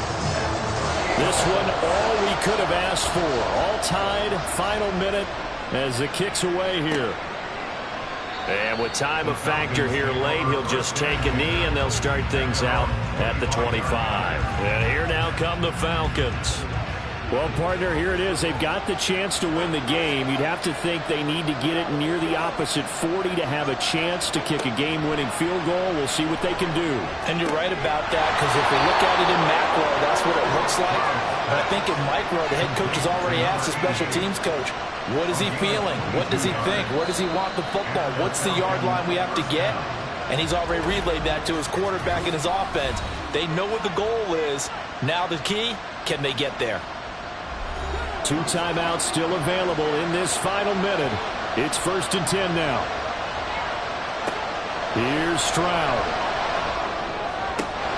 And it's incomplete. Boy, he doesn't drop many like that one. 2nd down. A little less than 40 seconds remaining. Here comes 2nd and 10. Stroud. And this time he's got the hook up. It's complete. The Falcons going to use the 2nd of their timeouts. Stroud to throw it. As they'll stop him with a little over 30 ticks to go in the football game. That catch for his career is number 731, and that's the number that Calvin Johnson ended with when he stopped his career in 2016. Yeah, what could have been for him.